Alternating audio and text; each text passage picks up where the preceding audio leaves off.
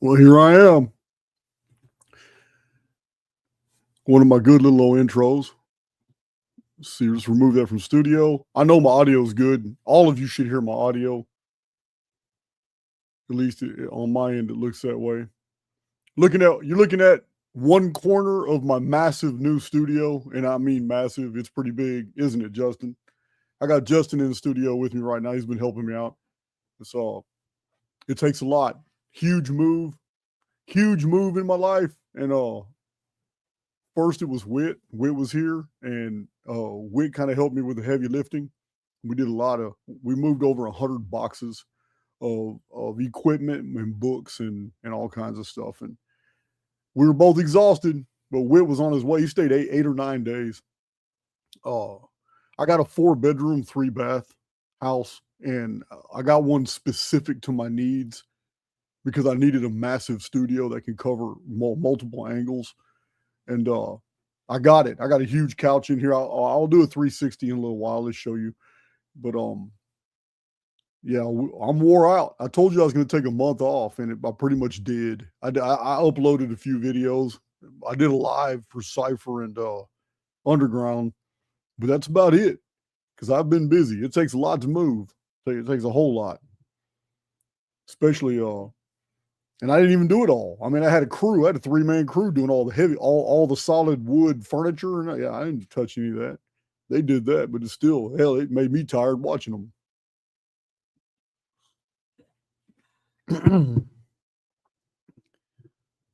Let's see.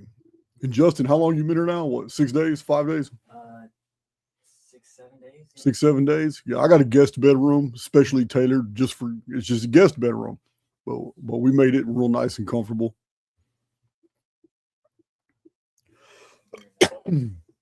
But I'm just coming out of my stupor because it's a lot of work. It's a lot of work, but we're done. Done. Yesterday we did the garage. I wanted everything done. Every single room wanted it organized to my specifications. And yesterday was all about tools and equipment and little motorcycle hanger, getting it all right. If you're having any problems, if it gets blurry at all, know this is probably my last bad video with bad bandwidth. I have high-speed internet being installed on the 27th. So come the 27th, my internet's going to be fantastic. Right now, I'm on that little hotspot that I normally use when I'm in hotels. Because I don't have any internet here yet. But I'll get it on Wednesday. I will get it on Wednesday. Let's see. Yeah, we had to build those bookshelves. As much money as I paid for the bookshelves, I thought we had an agreement that they were going to be delivered and installed. That's what me and the guy talked about. But after he secured the sale, it looks like it was just delivered. And each one was about 80, each box was about 80 pounds, and we had to get our tools out and assemble it ourselves. That was a lot of work. Just putting the shelves together was a lot of work, but I got some really strong ones because those old books from the 1700s and 1800s, like these two top shelves are all 1700s. Those books are heavy. 1800s, all the encyclopedias that you see behind me are all 1800s. The latest editions of encyclopedias are 1902. But yeah, this is just the corner. You can't see through my hand. Can you see that shelf? But you can't see the shelf over here. And that is, you only see 1, 2, 3 shelves. Okay, well, there's 4 shelves that go that way and another 3 that go that way that you can't see. Then I have a large, heavy wooden accordion desk. You know those desks that have the wood slats that roll down to cover and you can lock? I have one of those. And I have a full couch and a giant screen TV on the wall directly behind this computer. It's a huge studio. And there's a second studio. There's a second studio in the house too. It's for something else. In the underground and for Cypher, those two groups, I'll be doing RKX news, and it's yeah, stuff I'm not gonna be able to go hard like that on YouTube.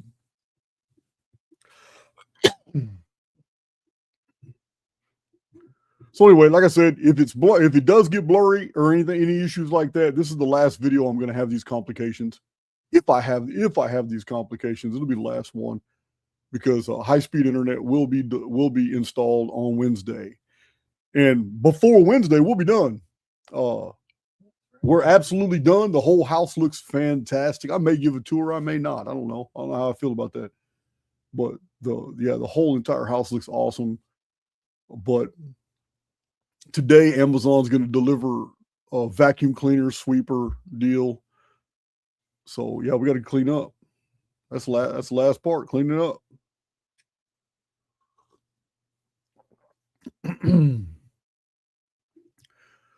The property is completely buried in blackberries. I thought that was cool. On 2 full sides, I got creeks. I'm in Sam Houston State National Forest or State Forest. It's all trees out here, and I'm deeper in the country than I was at my last property. But I just prefer it. I'm always going to get further and further away from the city. Roll top desk. Thank you. That's the name of it. Yeah. Roll top desk. Thank you. So, man, we got some awesome stuff to talk about today, because this is basically a teaser video. I'm going to remind you of the things that we have discussed in Archaics. I'm going to bring many new things to the table in this one presentation. And for those new to the channel, you know what to expect in the coming months. Be dropping videos on these amazing topics. So this is basically a video for everyone. It's going to have some new, it's all the good, bad, and the ugly. I see Wit's in the chat. Wit's already made it to Colorado. He's already in Colorado now. As soon as it started getting hot, he was here the whole time. It was cool. As soon as it started getting hot, oh, I need to get to Colorado, man. It's time for me to go. You got Justin here. Justin's going to finish it. He's going to help you. I said, all right, bro, man, whatever. I already know it. Oh, man. Whit was good. Whit was a huge help, no doubt. It's how the oversoul works. I couldn't have planned any of this. This was so bizarre. It was just so bizarre how everything happened. I got several delays. I got realtors fell through 4 times. I had several delays. Then the magic date came up, and I couldn't even control that. But everything was secure and made legal on May 16th. How did that happen? Yeah, it's so crazy. May 16th, all made legal, and then on May 18th, I moved in. Yeah. I had Whit and Justin pretty much get it ready for me to relocate from the other property. On May 18th, I moved in, the 138th day of the year. And I wasn't the one that even noticed it. It was Whit. Whit's the one go, damn, dude, you just moved in today. I said, yeah, man, that's, kind of obvious. That's what we've been doing since this morning. He said, no, man, it's that 138th day of the year. I'm like, man, how did I miss that? So just, it's crazy.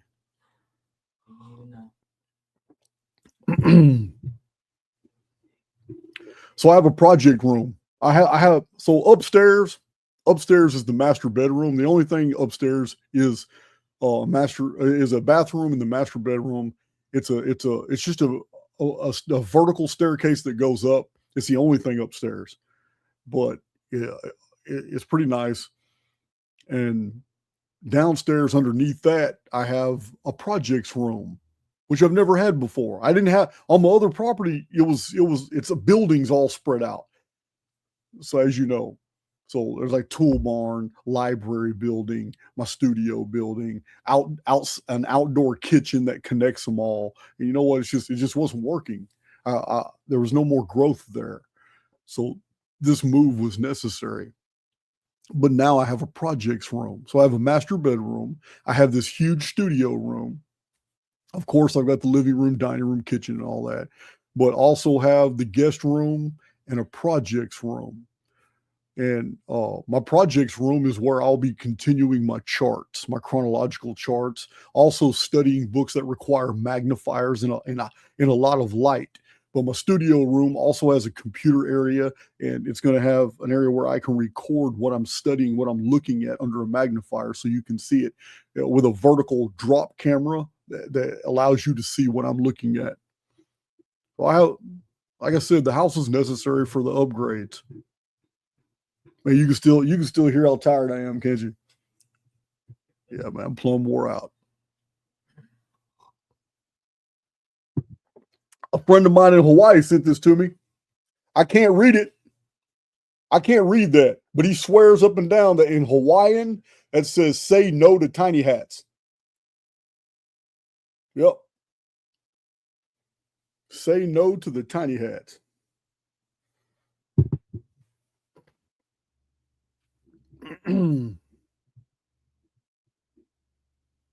Mr. C, your messages aren't disappearing. I can see them just fine. Chat security, man. We got to keep him. Yeah, man. Mr. C's chat security. Can't have his account messed up. Hello, Jasmine, Aaron 1080, Allie. It's getting late for you, Allie. So, in the near future, I'll be doing all this. I'll be doing all this at the end of the video. All my announcements, all the things. I do have announcements at the end of this video, but all my small talk and my announcements and stuff are going to be, I'm going to change to a more professional format to where in the first 2 or 3 minutes, I'm giving you the business about what we're going to be talking about for the next hour, 2 hours, or 3 hours. And then I'll have a little ad in there, one of my ads. I'm still not putting ads on my TV. I may continue the errant ads because some people really like that. Where different errants can send me a 30-second, 40-second clip of their stuff. I may do that now that I'm more organized. And but also my little ads for my own little published books and drives and stuff like that. Not for the Fortune 500 companies, none of that crap.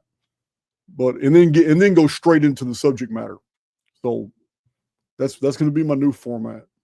And if you want to know anything personal going on in my life or personal any new deals or any things, because I'll be making the announcements at the end of the videos when I talk about where we can meet up. Because as I travel, I'm going to be announcing in the underground and in Cypher where I'm at, because I can't announce it to the YouTube family because then hundreds of y'all will show up. We shut down Asheville one time when were you there at the restaurant? I wasn't at the Asheville. We overwhelmed them and so my smaller communities like Archaics Underground and the Cypher. Oh, by the way, Justin made an awesome Cypher shirt. Look at that. Look at that. Justin, man. It is awesome. It looks good on camera, doesn't it? Yeah. Well, I'm just wagging my tail. I'm so happy about this shirt. Yeah, man. So get this. I'm so far behind in picking up packages and in my mailing that Justin's going to stay here for another few more days. He's going to catch me up on my packages, catch me up on books. I only got 2 packages that I may have to resend because they're complaining they didn't get them. But then again, so far, everybody who's complained that didn't get them was international mailing, and they've always sent me emails a week later saying, "Oh, I got them. I got my stuff." So I just haven't had anybody just outright prove that they haven't received their material. People keep emailing me after a while saying they did get it. So he's going to catch me up on my emails, catch me up on the deals and also the books. In moving, I found the rest of the books and totes. So it's not many, but I want to get rid of them. And also the drives. We did get a whole bunch of these Omni drives where we put everything on one drive. So he's going to help me go to the post office and take care of some of that stuff. Let's see. Yeah, the shirt's awesome. You'll have to talk to Justin about the Cypher shirts, and we have to vet that. You have to be in Cypher.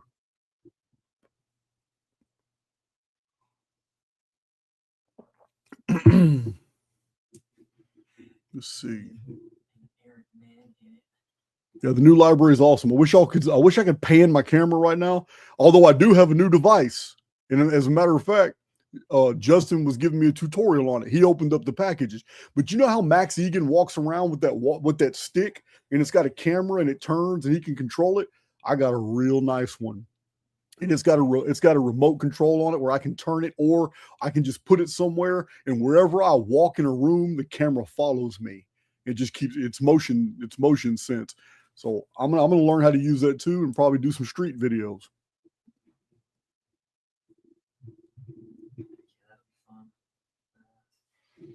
Yeah, putting the library together has been a blast because we've both been just we're trying to work, but we get bogged down because we'll open up a book and it's over with. Yeah, he opens up a book, starts reading something, man. I go to talking about it, and next thing you know, 2 hours go by and we ain't done shit. So yeah, man, it's there's so many awesome books, and there's so many things. There's so many of these books, man. I'm going to share with you guys on YouTube. It'll blow your mind.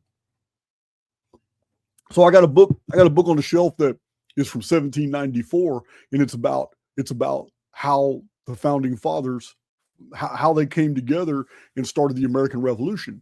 And everybody, all the people like George Washington, Benjamin Franklin,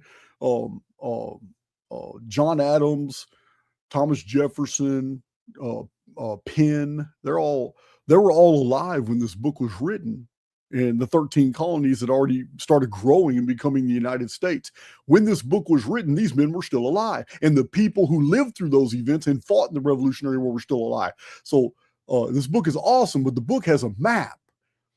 It's a map from 1760s, but it was published in this 1794 book.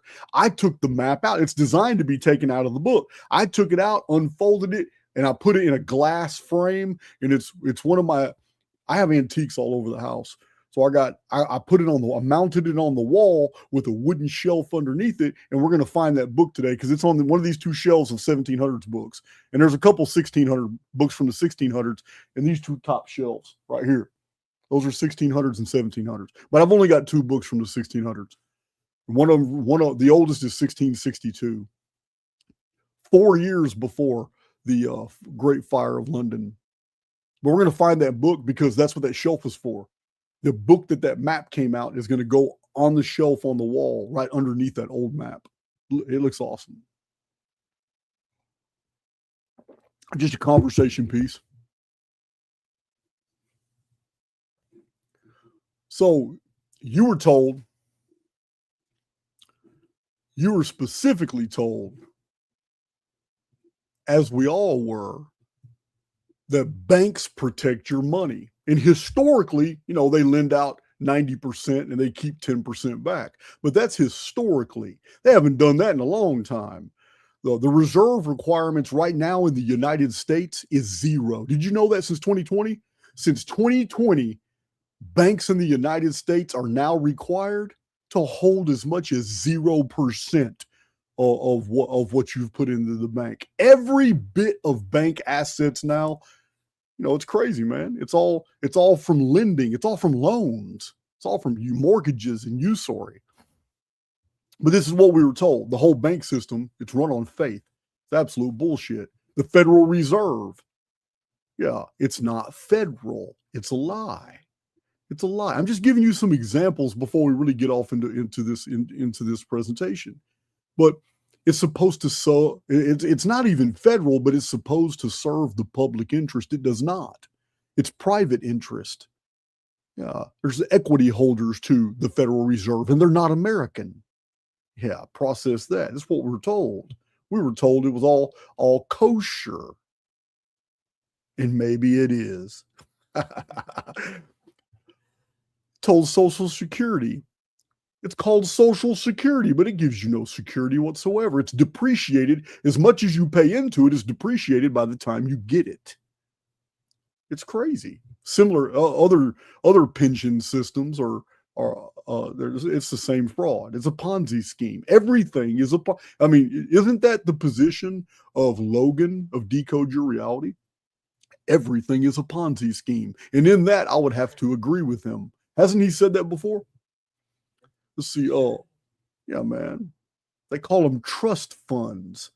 But the word trust doesn't mean the same thing for them as it means for you. Yeah, man. Yeah, you're not supposed to trust that stuff. Trust is basically, you're entrusting your money to people who don't give a damn about you. Yeah, it's crazy. Inflation, unemployment, economic statistics, we're told they fully accurately reflect reality. It's all false. We know fear drives the markets. We know that they specifically release information because they know what it's going to do, or they release the information knowing what it's going to do, and then they exacerbate or they capitalize on a situation for which they controlled from the very beginning. People believe that the stock markets are real, and no, man, they are highly manipulated. These are things that we are told that are true in our reality, and yet we know they're false. Almost everybody can agree that these are all falsehoods now, and that everything is manipulated, everything is a scam. I'm going somewhere with this. These aren't just random thoughts. We know these things because we're also told the truth, but we're told the truth through fictions. The Wizard of Oz. Oz, O-Z, ounces, referring to alluding to gold. So, like the yellow brick road in the Wizard of Oz. The participants are a straw man. Another participant, the Tin Man. The wizard that runs the show behind the curtain is actually a very small man who is scared that you are going to discover it's all an illusion. Does that sound familiar? Can you say Rumpelstiltskin? He relies on the authority of the witch who has her flying monkeys police the people. Yeah, man. Public education and official histories provide complete neutral truths, but we now know history is a fabrication of the victors. How they won is always omitted. That they won is proven in the histories that they provide us today. Remember, from the beginning of Archaics, I told you guys I concentrate on pre-World War II books, and I share the information that I have found in those books. Because after World War II, almost every publishing house in the world was a captured operation. Socio-political engineering is conducted through routine psyops involving intel assets and actors guilds that work together. What are they doing? They're maintaining racial animus among the population. We know that there really isn't a racial problem. Yeah, man, blacks and whites get along just fine at any barbecue. But as soon as you let the media tell a story, it's going to be so one-sided that one race feels like it's been victimized, while it's the other race that's the real victim. They're genius at what they do, but we're all onto it now. It's not even a secret. These are the things we're told, but we now know they're pretty much patently untrue. We're told that elections matter. It is a patriotic to go out and vote. Yeah, man, you're absolutely un-American if you don't go out there and vote. Your voice matters. This is what you're told. But the problem is every candidate, every soul that ever ascends to that plateau, to that echelon of society, to where they can become an elected official, they've already signed the contract or they wouldn't be there. All the candidates are already controlled by the Jewish power structure. We already know. They know we know. And that's why there's almost no censorship about it anymore. It's like, okay, we all recognize the evil's on the table. What you've been doing is on the table. But this is not what we've been told about our world up until this point. We believed the deceptions. We believed the lies. I voted. When I fully satisfied my sentence and discharged my sentence, I was given my rights back. One of those rights was voting. And I wagging my tail. I went to the local church. Man, and I turned in my 2019. I voted for Trump because that's where I was at in my life at the time. I figured he's the best because he didn't come from a political background. I was thinking like Ronald Reagan was an actor, man. So he didn't come, but I didn't realize in 2019 how deep the rabbit hole goes. If I knew then what I know now, I'd have never voted for Trump. Yeah, I didn't know that dude was wearing a skirt one time, laying on a little girl's bed with cartoon characters on Epstein Island. I didn't know that until the Epstein files were released.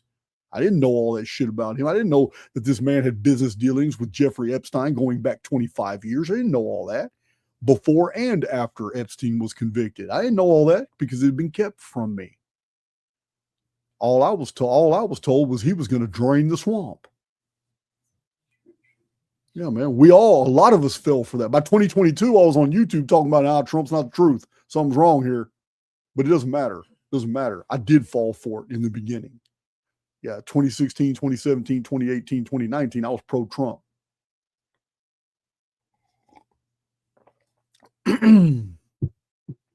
Yeah, man. We were told that the food pyramid, that the government had the best minds in the world come together and put together the food pyramid. And for 30, 40 years, families were feeding their families using the food pyramid to the best of their ability and all the dietary suggestions that the government said was good for us. Yeah. And if you look at the pictures of people on beaches in the 1950s, 60s, 70s, and even all the way up until the mid to late 80s, you're going to see almost 99% of all the people were still thin and fit, male and female. But in the 80s, there's a transitional period. In the 90s, it got bad. The thousands, it's bad. And today, it's terrible. Where morbidly obese people in bikinis and Speedos, little come get me's, think it's normal to go out there on the beach and all that flatulence is the first time in history it's ever happened. In the old pictures, everybody was fit because our diets were awesome. But they told us what to eat. We ate it and we got sick and we got fat and flatulent. Yeah, man. It's crazy. It's just the whole thing's crazy. Pharmaceutical companies provide us a service designed to cure us. But we've learned the truth now. And the prescriptions are often worse than poison. Pharmaceutical companies have these massive fundraiser campaigns, as well as the government, endorsed by the government, to cure cancer, to go to war against cancer, when they're doing the exact opposite.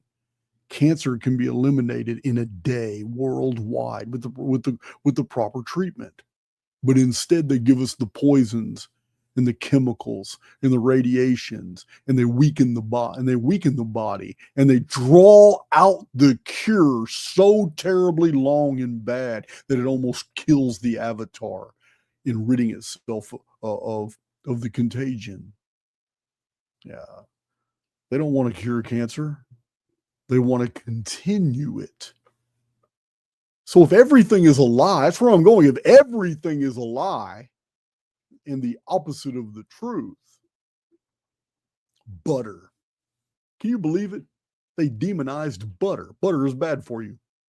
We've only been eating it for thousands of years, but butter is bad for you. So they replaced it with petroleum products like margarine, which actually kill you slowly.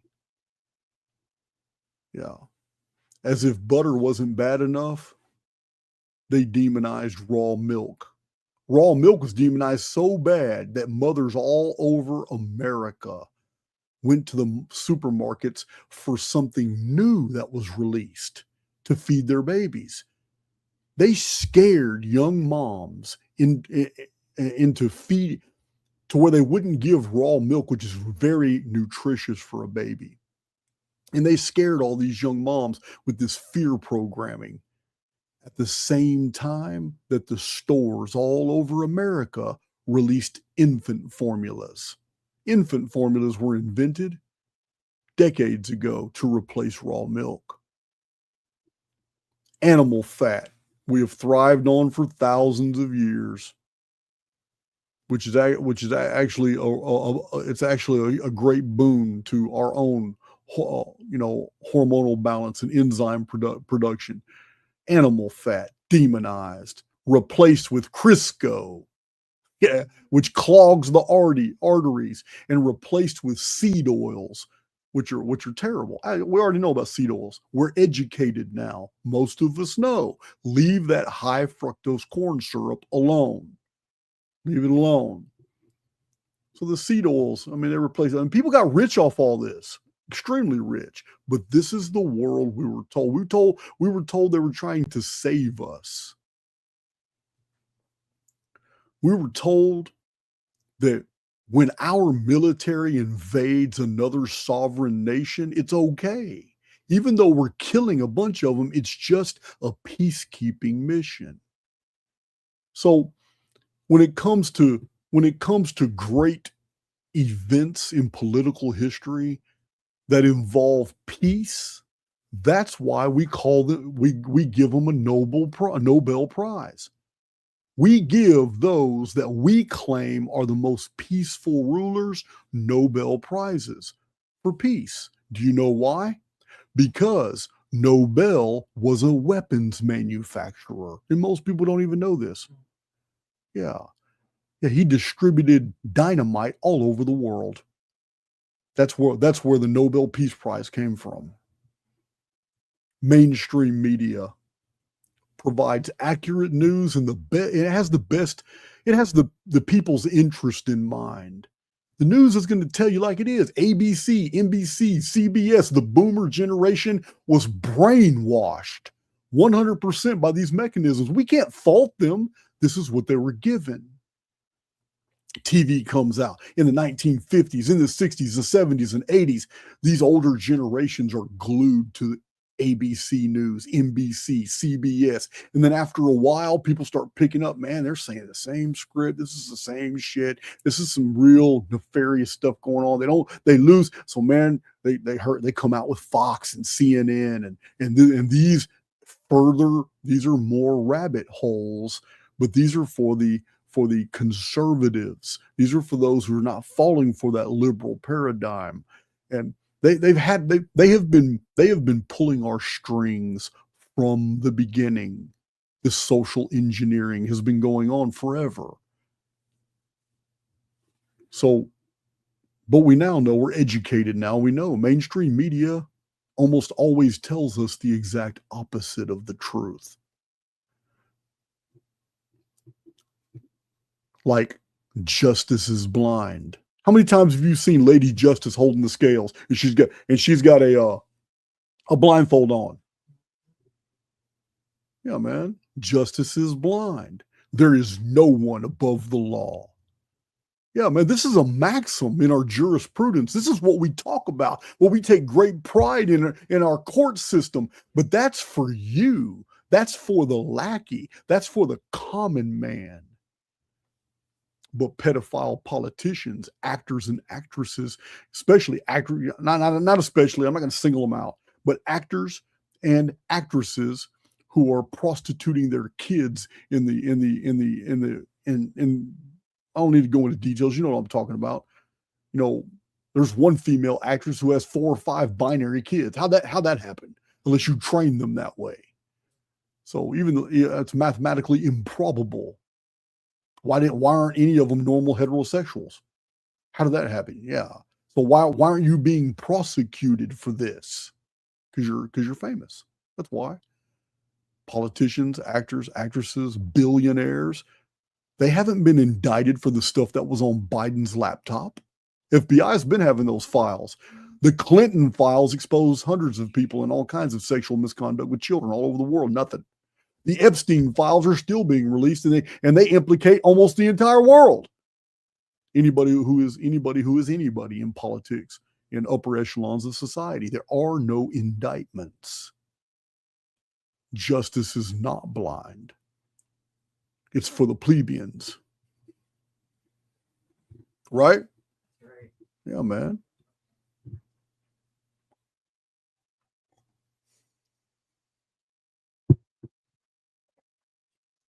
So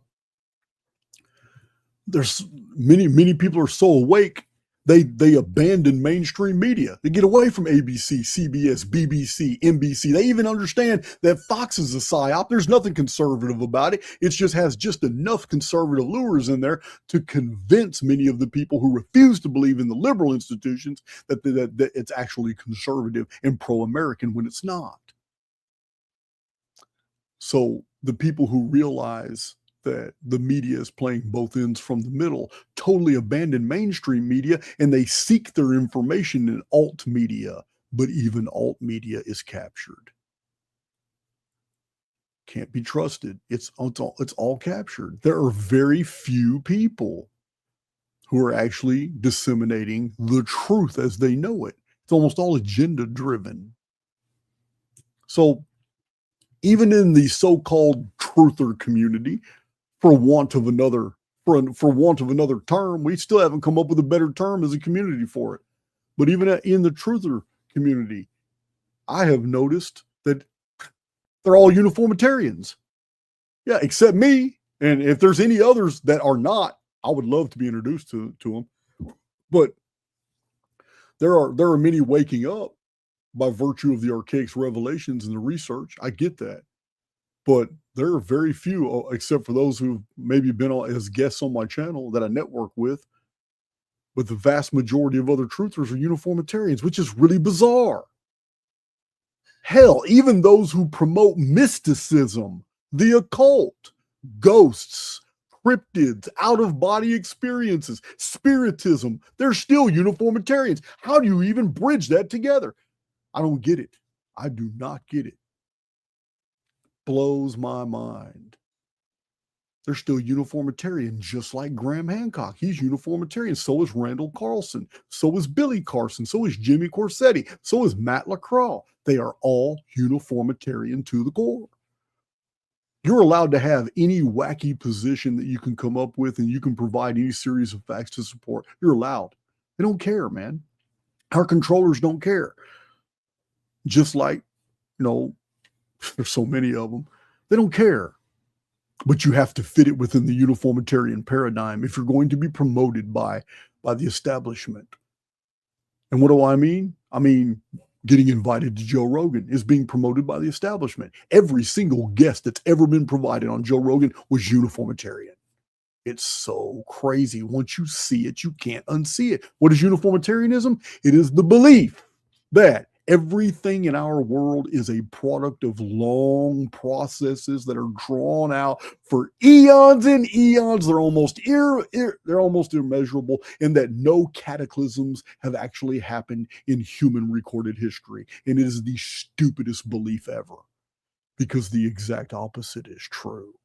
If the establishment told you that they're fighting to cure you of cancer, if the establishment told you that invading sovereign nations and murdering man, women, and child was a peacekeeping mission, and that justice is blind, and that butter is bad, why in the hell do you believe when they tell you something is 200,000 years old? What the F are you thinking? This is where we're going with this. Even Zecharia Sitchin came up with the Earth Chronicles series, bestsellers. Yeah, man, all about the Anunnaki. But he stretched the Shar from a day count system to the falsified year system, so he could match your Anunnaki timelines of hundreds of thousands of days to hundreds of thousands of years, and match it with the anthropological uniformitarian model of world history. Zecharia Sitchin was heavily promoted. Best publishing companies picked up his books. His books are still hot sellers today. Why? Because even though it's about ancient aliens, it still promotes uniformitarianism.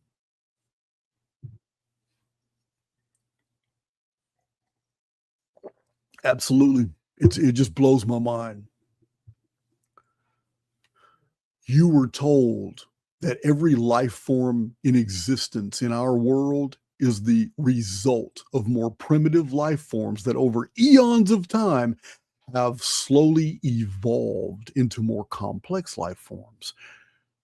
But the truth of the matter is, even acknowledged by science, no intermediate life forms have ever been found between species. which is a requirement of evolution. No transitional fossils. When fossils are found, they are complex, fully developed life forms. And what's sad about it is that the gaps only increase as we find more and more fossils. Process that. A 170-year-old theory is still promoted by the establishment, even though 170 years of discoveries have not yet provided an ounce of physical, tangible evidence for the bogus theory. And yet you're still told in your history books, you're still told in your textbooks, you're still told in your elementary school that evolution is real, that you evolved from an ape. Every bit of it is still promoted.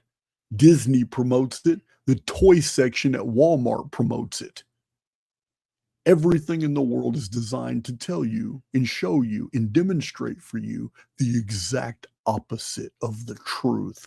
And yet you open up a National Geographic and actually believe that this object pulled from the ground is 75,000 years ago, plus or minus 2,000 years, simply because some uniformitarian idiot said so. Blows my mind. Nowhere in the world has the geologic column ever been found completely intact.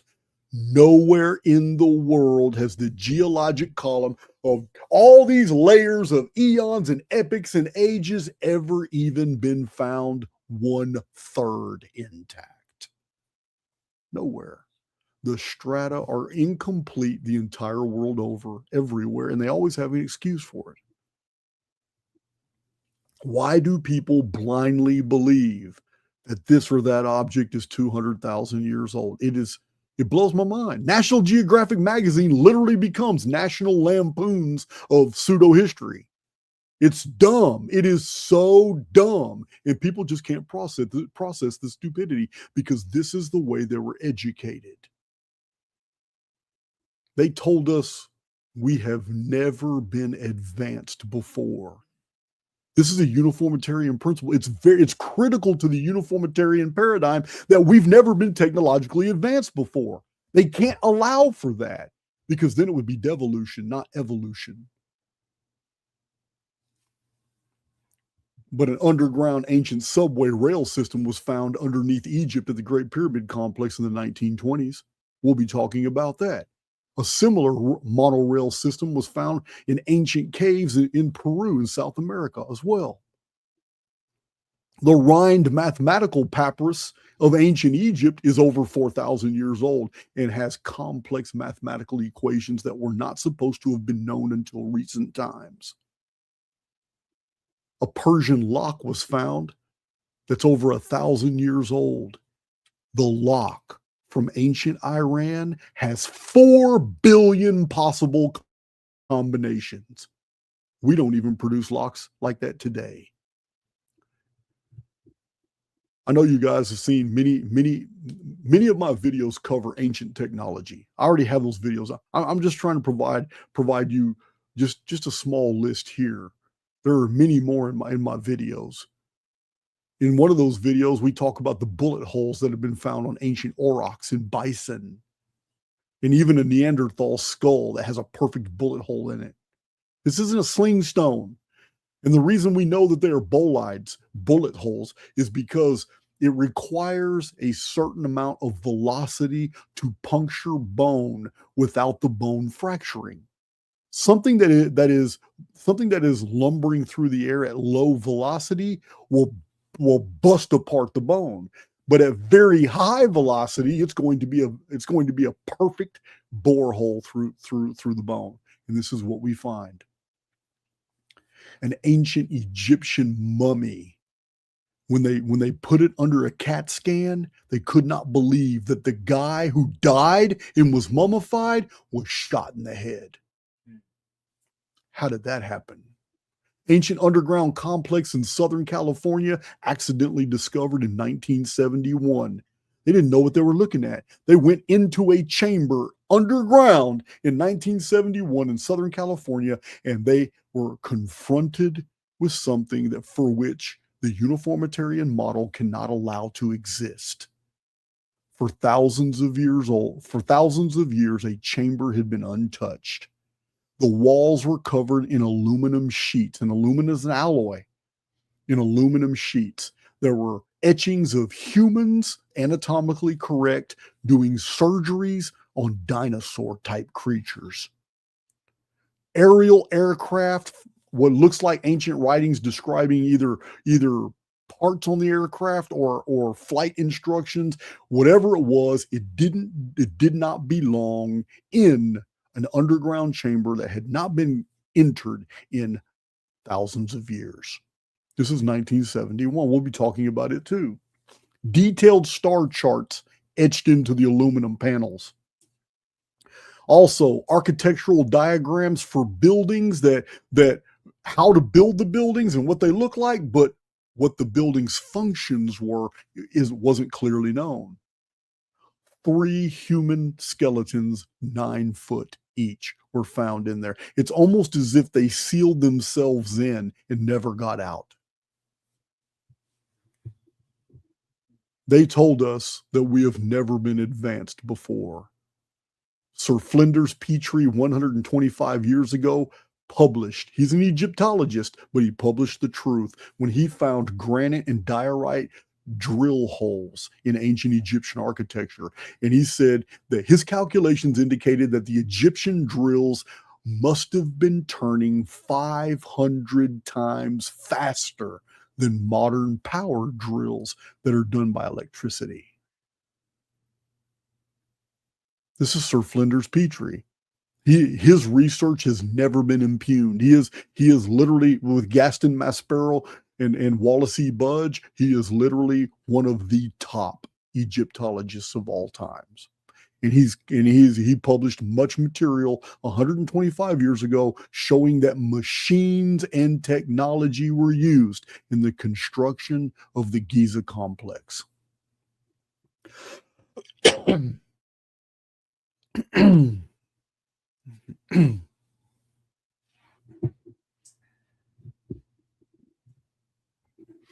So, what is this? Ronald Aaron Lopez. What is this, man? I am posting this comment, and the only Ronald Aaron Lopez. Okay, well, nobody cares, bro. Why are you blowing up my chat talking about you're the only one? We didn't know your name to begin with.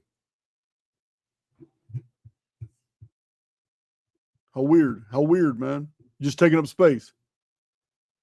Please explain the comment, man, because I really have low tolerance for any type of idiocy in my comment sections, man. If I feel that you're just making comments just to take up space, well, I don't have any problem removing you, man. So, silver miners in Peru found ancient nails embedded in rock. The rock was dated 60 million years old. Now, look, I know it would look funny, but I'll slap the shit out of myself on camera before I ever believe some bullshit like that. Not that silver miners found nails, but that rock is 60 million years old. I'm not trying to hear that. And you shouldn't either. Unless you're reading some National Lampoon's magazines from National Geographic. So also in another mine called the Abbey Mine in Treasure City, this would be outside in Treasure City, Nevada, right? Do you know, Justin? No. Treasure City is in Arizona or in Nevada. One of them, I can't remember. Okay. But the Abbey Mine, several 2-inch long iron screws were found embedded in pure feldspar. Geologists dated the feldspar at 10 million years old. Yeah. Again, I slapped shit out of myself for believing that. Yeah. I wouldn't doubt it. To me, those iron screws could be less than 5,000 years old. Yeah, man. So Rutherford Mills, a gold thread of artificial manufacture was found. It was allegedly very beautiful. It was inside rock that geologists dated to 60 million years old. So we had jewelers 60 million years ago. In Illinois, thank you, Bradley Long. Have a drink on me. In Illinois, 2 copper rings were found at 117 feet below the ground. That's pretty deep, considering dinosaurs were found on the surface. Dorchester, Massachusetts, a metallic vase was blown right out of a solid mass of rock. They were dynamiting the area. They blew a solid metallic vase out of rock. Geologists said it was Precambrian. Therefore, the rock that this metallic, ornate designer vase came out of 600 million year old stone. How did it get there? How did it get there, man? Western Australia, 1975. Water drillers 80 miles from Perth struck concrete slabs 30 feet below the surface. There is no history of Australia known to us. Who was laying streets at one time in ancient Australia, so long ago that 30 feet of topsoil and surface materials have now buried it. Remember, this is 30 feet below the surface, concrete slabs, human manufacture, but dinosaurs are on the surface. Pennsylvania, November 1829, in a quarry miles northwest of Philadelphia at a depth of 70 feet below the ground, a block marble was found with unknown symbols. 70 feet below the ground, human inscriptions are found, but dinosaurs are on the surface. The Ural Mountains, area of Russia, spiral-shaped artifacts were made from copper and tungsten, and the Russian scientists were baffled because they were microscopic, and yet they are machine parts. Thousands of years old, with iron patina on them, and they know this is ancient. Microscopic machine parts made out of copper and tungsten. Tungsten is one of the materials used in our light bulbs before they LED'd the shit out of us.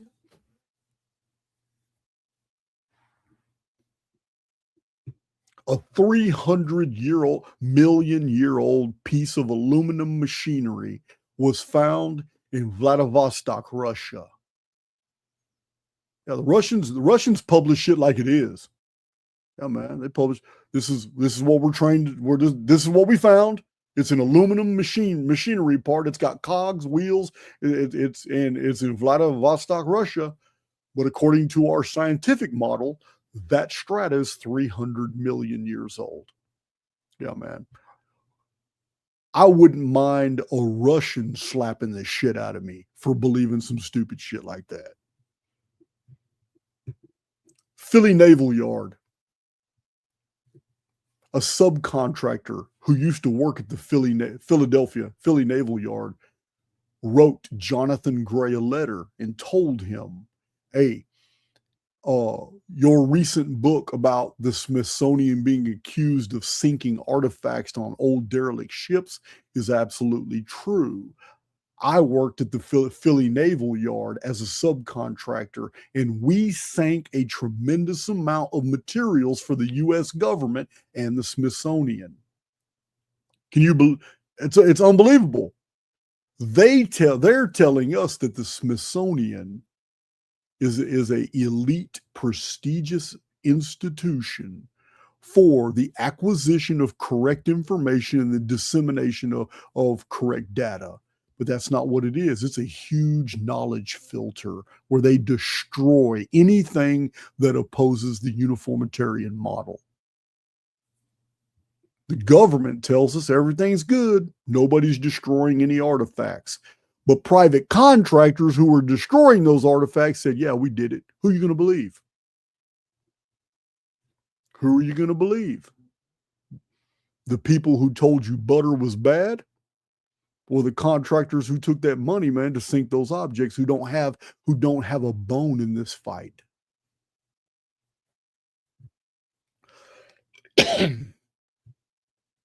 Vitrified stone forts across Scotland, over 60 of them, just in Scotland alone. Many more in Europe, and some in the Near East, in the area of Turkey and Armenia. vitrified stone forts. These are stone constructions made by men where they were heated to the point where the stone melted, it vitrified, and turned into glass. But in order for this to happen, and we know it happened thousands of years ago, in order for it to happen, it requires a temperature of at least 1100 degrees. How is that possible? A blast furnace in the ancient world couldn't get near that hot. How did they do it? And why was it just the human-made constructions? And why hasn't vitrification been found on natural rock outcrops? We have to process of elimination. If the heat came from the sky as a natural phenomenon, then everything else, you would find green glass all over the sides of rock outcrops all over Scotland, but you don't. You only find the fortresses. What this tells us is it was a weapon, which implies that we have some type of technology in the ancient world that could reach a heat threshold of over 1100 degrees. That's pretty damn hot.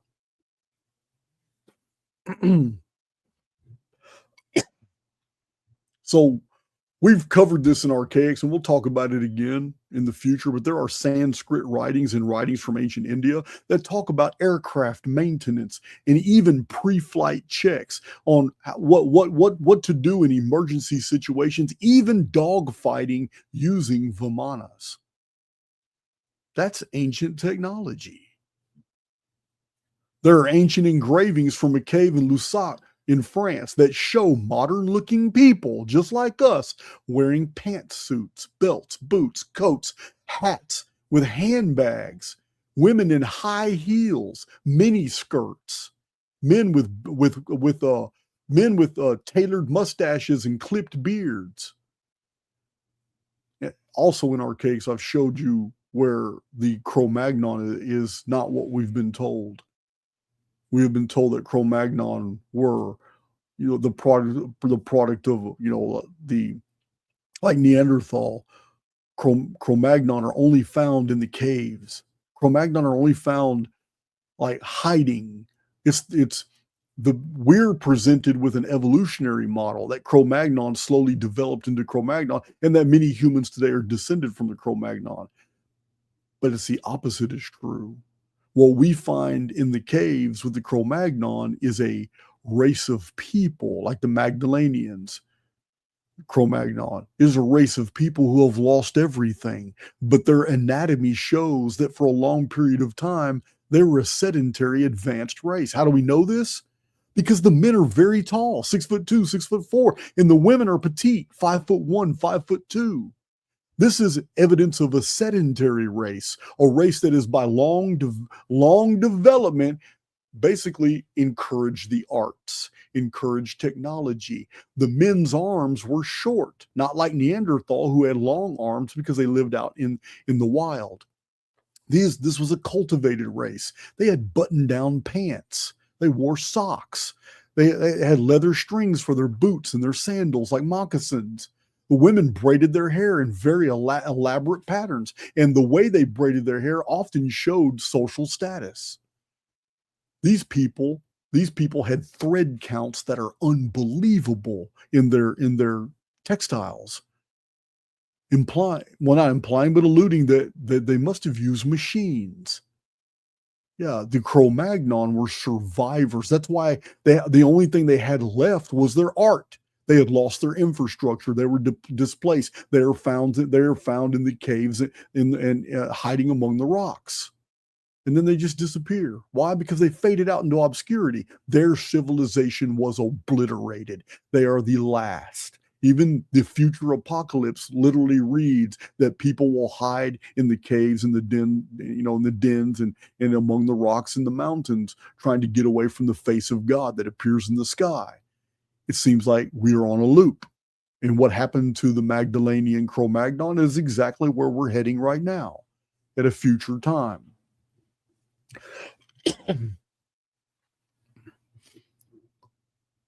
there is much evidence already shown. The schematics already shown throughout Archaic's presentations of the technolithic engineering of the Great Pyramid and Pumapunka and many practice molds that have been all found through Central and South America, showing that it seems like a former people were either displaced or they left their technology behind, and a successive people captured or came into possession of that technology, and they spent a long time learning it. And this is why we don't understand many of the things that we see in the sides of the cliffs and the rocks in Central and South America. People were practicing with a technology and getting familiar with it because they didn't know. They really didn't know what they were dealing with. And after a while, they learned how to use this rock shaping technology, but they made mistakes. We call them nubs. They made all kinds of mistakes that the former occupants never made. The former occupants had megalithic, gigantic block finished work. The second group, the Heliolithic Maritime Empire, had the same technology, but not the same expertise. And they left many clues. There's many tells in the architecture that their work was never finished. So this is the difference between Technolithic and Heliolithic architecture. We know that the Chinese manufactured earthquake locators and predictors, but according to the uniformitarians, we've never been advanced before. So they like to ignore the fact that the Antikythera computer found by sponge divers off the coast of Crete underwater in a shipwreck from the Mithridatic Wars in the year 1900. This was 2,100-year-old shipwreck ruins. And in 1902, one box was cleaned, and it was realized that this device was a differential geared computer from 2,100 years earlier, which makes sense of many of the Greek writers who were talking about these amazing devices like astrolabes that were in the possession of Thales of Miletus, 600 BC. Petrified vehicle tracks have been found on 4 different continents. I've showed pictures and videos of these. Petrified vehicle tracks in the same layer on the top, on the surface, with human petrified sandal prints, boot prints, footprints, and dinosaur tracks, all on the surface. We've never been advanced before. Uniformitarians don't want you to know about the maps. We have 168 years. That's from 1622 to 1790. 168 years of maps. We're talking about the Dutch, the Portuguese, the Spanish, the French, the Chinese, the Japanese. 168 years of maps from both hemispheres, from all these different cultures that were all mariner cultures. 168 years of maps showing California as an island. We've got that video. One of my moderators might want to put that link. That's a really good video showing that there was Pacific Ocean between California and the Sierra Nevadas today. We have maps of the 1600s that clearly show South America with a massive interior body of water, even canals. But modern maps don't show that. We have maps from the 1300s to the 1500s, a 200-year period showing Greenland had no ice. Greenland was covered in forests and even canals.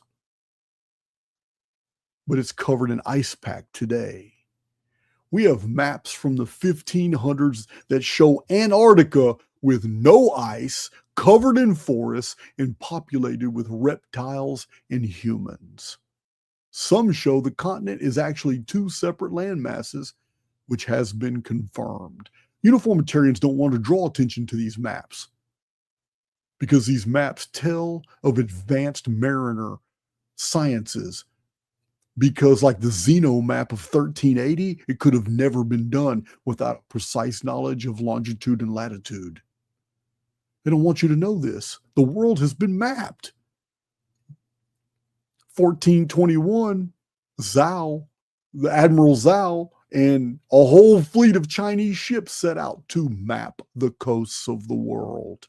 That's 1421. And they did it. So navigation is evidence of advanced science, but they don't want you to know because it hints at two things. One, we had advanced mariner sciences, and they were applied to cartography. And two, something has happened to our world in the last 600 years, because 600 years ago, the continents and land masses looked different than they do today.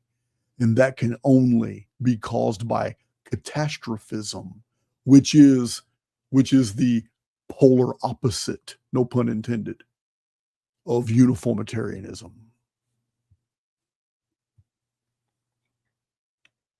Man, that coffee's so good. No, you know what? I'm still good. I still got a fourth cup. I'm all right.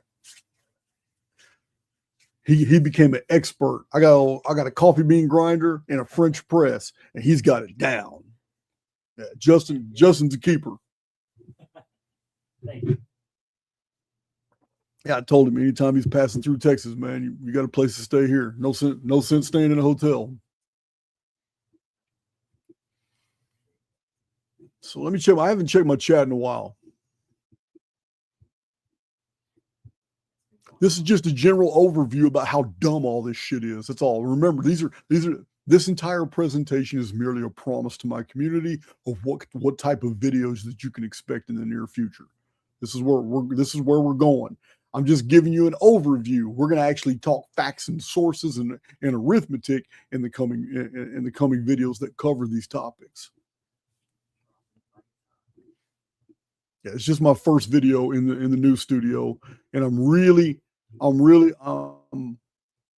impressed with how the hotspot is working, because I don't get high-speed internet installed until Wednesday, and then I'll be shitting in high cotton.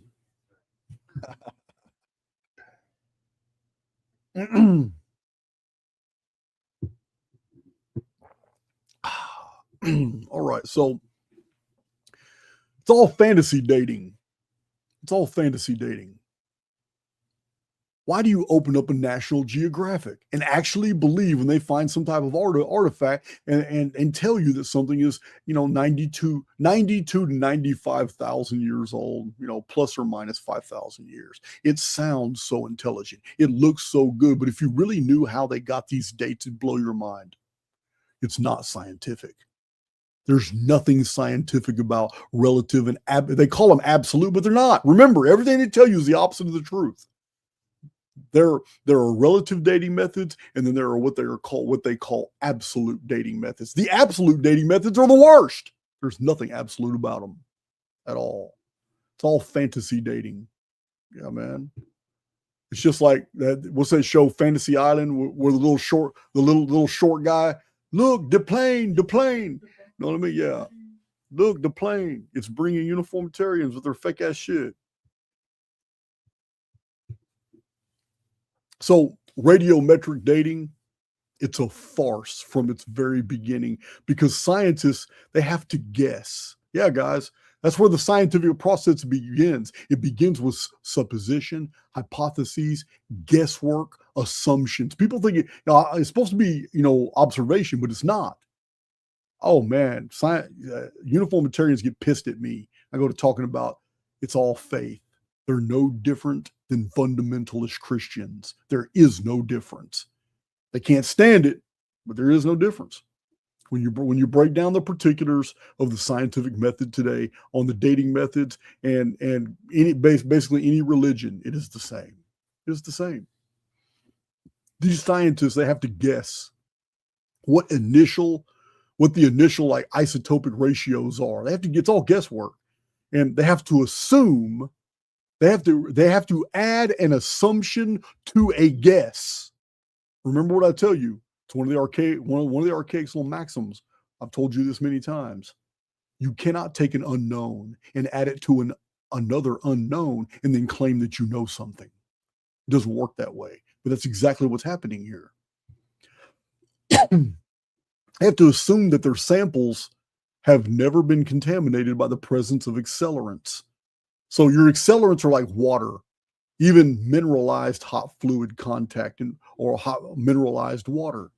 Increases in solar flare activity. Remember, they're saying these objects are 500,000 years old. Something that is 200,000 years old. Something that is 600 million years old. And that what you're testing has never been in contact with water. It's never been in contact with mineralized water from maybe a flood, a catastrophe. It's never been in contact with solar flare activity. No X flare in the history of 600 million years has ever happened to alter your clock. These are clocks that they call them clocks. So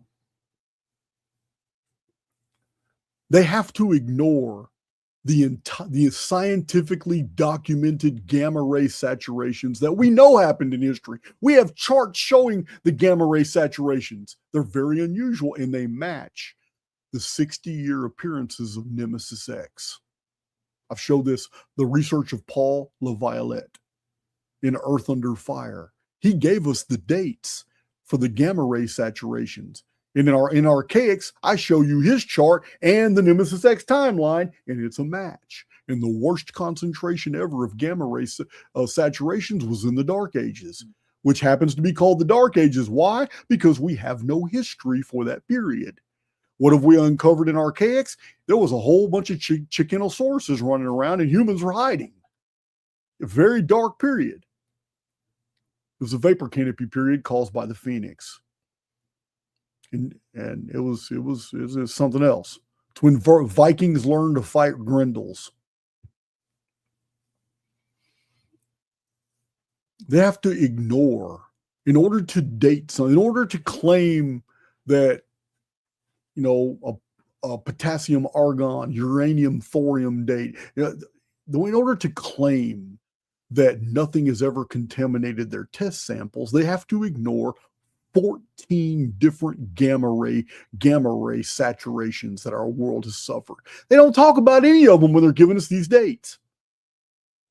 These have all happened in the last 6,000 years, all of which alter the radioactive decay of parent into daughter elements. It's called practicing exclusions. They claim that the rate of decay is constant, but that's faith. You don't know it's constant at all. They claim that none of the daughter elements were already present when the rock solidified. How do you not know? How do you know if you're claiming that something is 40 million years old based off the differential between a daughter element and its parent element that is still in the rock? How do you know that 40 million years ago there was no daughter element at all? How do you know that some of the daughter element didn't already pre-exist in that sample? How do you know? You don't. It's called faith. Same thing Christians do when they open up their Bible. They start reading a verse and they take it on faith that it's the word of God. Geologists are just the same. They look through an electron microscope and they take it on faith that it's the word of the rock. But they don't know. It's all assumption. It's all assumption. They claim that no parent or daughter elements were added or leached out of the rock over the years. You're talking about a 500 million year period, or a 40 million year period, or a 100,000 year period. How do you not know if some of the daughter element hasn't already leached out and it would totally contaminate your clock? You don't know. You don't know. It's an assumption. Thank you, First Steward. Man, thank you, man. $199.99. Man, that's a blessing. So how do you just can't. These are assumptions. The scientists are taking it on faith that gamma saturations, that floods, diluvian mechanics, vapor canopy cycles, which they won't even recognize. Well, some scientists do. Cross-contamination with other materials, other radioactive materials. Are you telling me that in 600 million years, your special little tiny specimen, which has radioactive material of argon in there, compared to its parent thorium or uranium, are you telling me it's never come into contact with any other radiomagnetic or radioactive material that which would have altered the clocks? How do you know it's never done it when you're the one trying to gaslight people that when they find a polystrate fossil, which is a tree 60 feet high that goes through 22 layers of strata, that it is an imposition and that the tree slowly sank? The tree wasn't there when all those hundreds of millions of years of layers developed. No, the tree wasn't there for all that, even though the tree is petrified. No. Those hundreds of millions of layers came first, and then something put the tree deep down in there, pushed the tree down in there. Yeah, you are literally cherry picking, trying to gaslight us that a 40-ton petrified tree sank 22 layers in there to offend 600 million years of strata, but you won't entertain the idea that your 600 million year old date might be 599.9 million years off, because it could have easily been contaminated by intruding other radioactive materials.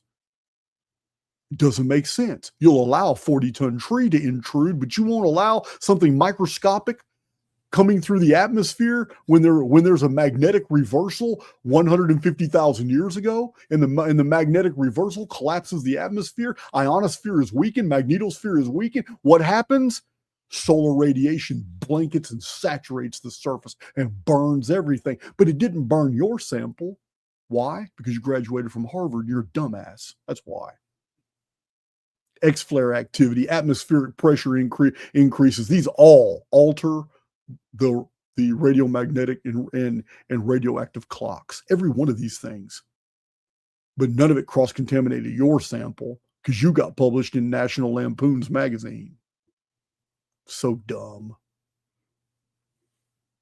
We now know, it's a recent discovery, but we now know that the rate of radioactive decay actually changes as the pressure changes. What?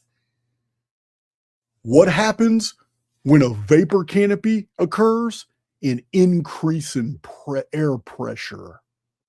Massive amount of water suspended in the mesosphere. Intense pressure on the surface. It allows humans to go into bodies of water which were formerly highly pressurized against them. Now the bodies of water are low pressure. The air has the high pressure. So somebody who is raised and lives in this high pressure environment, which is densely packed with oxygen, because all the plants and animals are growing to huge sizes. It's a jungle. It's a beautiful vapor canopy world. So a human in those conditions dives into the water and can swim 250 feet down with no problem. Doesn't get the bends. Ears don't pop out because the pressure differential has now changed. And born under a high pressure environment can now dive deep under the water, which is a lower pressure to them as opposed to their predecessors. Totally different environment. But none of these high pressure cycles, because they are cycles, vapor canopies in ice ages. This is the cycle that we found to be true in archaics. It is what answers for all the historical anomalies. We're at the very end of an ice age now. We're about to return to a vapor canopy period, and it's going to be followed with Nemesis X. Right there, right after the vapor canopy appears, Nemesis X comes. We already know what's going to happen. Yeah, man, the poultry section is going to be taken off. It's going to be taken off. And all these chicken eggs are going to be hatching velociraptors. Yeah, man. Your pelicans are going to be turning into pterodactyls. Better watch out. Well, not pelicans.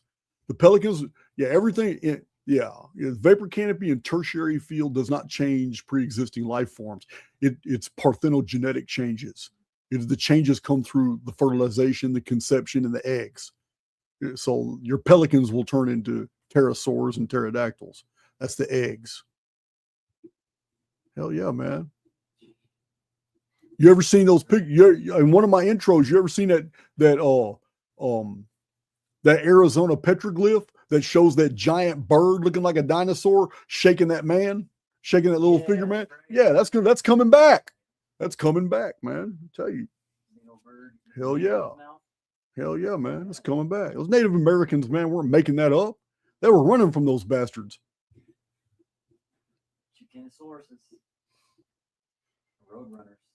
Yeah, man. So radioactive decay rate changes with an increase or decrease in pressure. That alone throws out every single one of these uniformitarian dates. When you open up a National Geographic magazine and you see all these impossible uniformitarian BS dates, you can now just ignore them like, it's just bullshit. That's all poppycock. They have to ignore 7 different factors in order to assume that the clocks are correct. It's crazy, man. It's all faith. Yeah, man. It's Matthew, Mark, Luke, and John.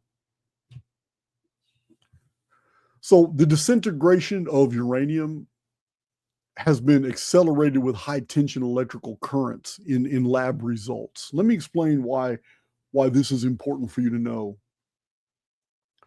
I think the Thunderbolts project, they're real big on the electric universe and all that. And we know that flux tube discharges have happened all over the world. I was just talking about the effect of those, which is the vitrification, the melting of the forts. So if there's something, because I believe we live in a construct, if there is something outside of the construct that wants to modify systems on the inside, it can easily do so with electricity, flux tube discharges. I've told you guys in the past, if you want to know what a flux tube can do or does according to the uniformitarian model, you would need to look up in 1994 what happened to Comet Swift-Tuttle or Shoemaker-Levy 9. I think it was Shoemaker-Levy 9. The Shoemaker-Levy 9 blew up into 21 different parts from electrical discharge that left the atmosphere of Jupiter and hit the comet. So the comet didn't hit Jupiter as one bolide. It actually broke into 21 pieces after the electrical discharge.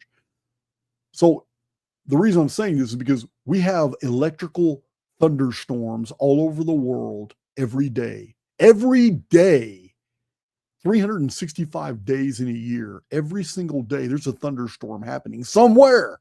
So let's increase that by a factor of 250,000 years.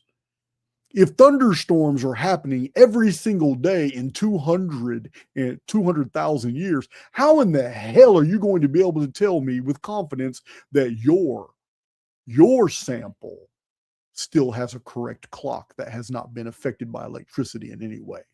You can't. It's the book of Jude. It's pure faith.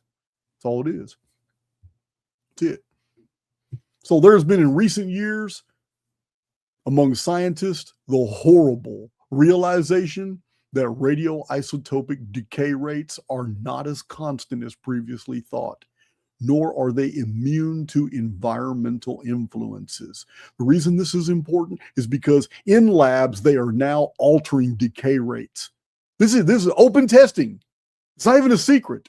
They are altering the decay rates of from parent elements into daughter elements by imposing stimuli, by causing, adding water, mineralized water, increasing air pressure, electrifying. They're literally doing it now. But in doing it, guess what they're not doing? Guess what they're not doing? Even though they have now discovered that all of these things that I just told you to be true are true. That all of these samples, the clocks can be reset to where it would actually look like something is dated in the future rather than the past. Yeah, they're now doing these tests, but what they're not doing is rewriting the history books. They're not rewriting the National Lampoon's magazines. They're not republishing. They're not doing anything peer-reviewed to cover this material. So your textbooks in high school still say the same misinformation. Uniformitarians are not going to correct because they're allowed to make changes in the particular, but they're not allowed to alter the paradigm. The paradigm is evolution. The paradigm is uniformitarianism, which the world is basically the way it is by processes that take millions and millions of years. And that there's been no catastrophes, no cataclysms on a worldwide scale within human memory, which is all untrue. So even though scientists have now discovered that their previous dating methods are all subject to error, they're not going to republish the previous scientific papers that dated hundreds of thousands of places and objects and phenomena all over the world by those erroneous methods. They're not going to rewrite anything. They're just going to keep on trucking. This is why I can't stand uniformitarians. It's just like reading the book of Matthew and believing it was historical. I'm not trying to hear it. Stupid. So dumb. One of the greatest literary masterpieces of all time.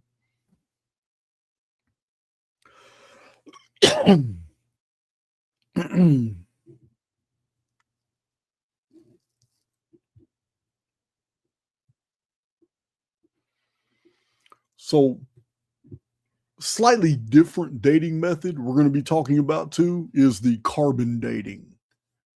And carbon dating is the worst because the vapor canopy ice age cycle completely contaminates that. It's even worse than the radiomagnetic and the radioactive dating. It's even worse. So the validity of the carbon dating, it depends on 3 assumptions. Remember, not 3 facts. Carbon dating results and methods, it completely relies on assumptions, 3 of them.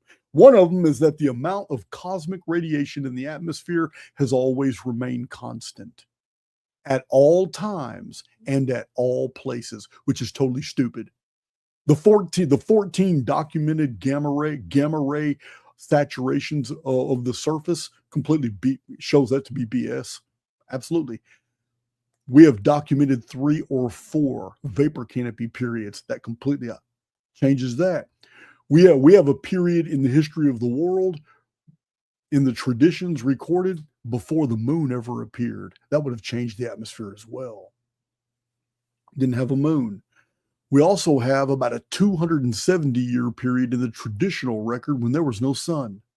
Earth was freezing cold and most people lived underground. That would have completely changed the atmosphere as well. So the amount of cosmic radiation in the atmosphere has always remained constant. Didn't we detonate several nuclear or atomic warheads against, over 20 of them? Haven't we done all kinds of tests? I know when I was going through, there was over 80 tests done by the United States since the 1940s, not just in Arizona, but at atolls in the South Pacific and all kinds of different weird locations.